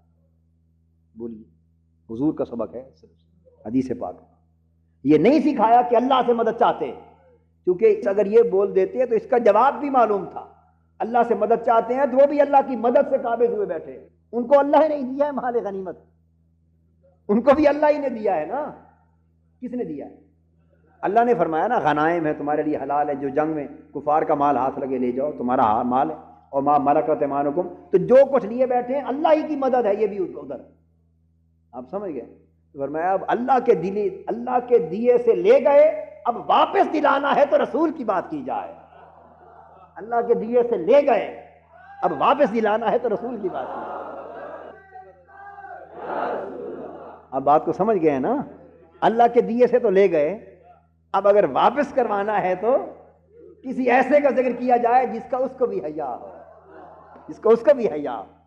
سبق سکھایا کہنا کہ ہم رسول اللہ صلی اللہ علیہ وسلم سے مدد چاہتے ہیں، بس پھر ان کا یہ کہنا تھا، جو کچھ حصہ تھا، پھر صحابہ تو آقا کے مستانے تھے نا، وہ تو عاشق لوگ تھے، وہ یہ سنتے گئے تو سب کچھ لٹا دیا، سب کچھ لٹا دیا۔ اب حضور سے مدد مانگی گئی، اب کیا رہنا تھا، وہ تو اپنے بھی اتار کے دے دیتے، سب لوٹ واپس کر۔